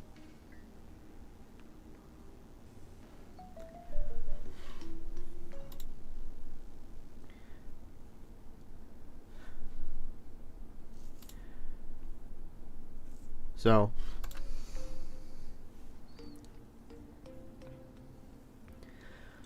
as I mentioned earlier today, I'm not feeling super great, feeling a little depressed and stuff like that. So I hope you don't mind if I like cut it a little short today. And by short I mean like it's still been 3.5 hours. I just feel like I haven't done a tremendous amount. We made it into hard mode. That's something. But yeah, I think I just want to like chill out and take a break. just coming back to streaming at all was kind of like a big thing for me today. So I know it doesn't seem like much, but it's a big thing for me. So I'm gonna try and get back into it. It's a little hard because I haven't been feeling great, but I'm gonna do my best to get back into it and do my best in general. So yeah. Hope you liked it, and thanks for coming out. I'm sorry for being absent for like a week. I don't know why I'm apologizing when like my modus operandi prior to streaming was to go AWOL for like 2 years and never post anything at all. But I don't know, it's a different vibe. So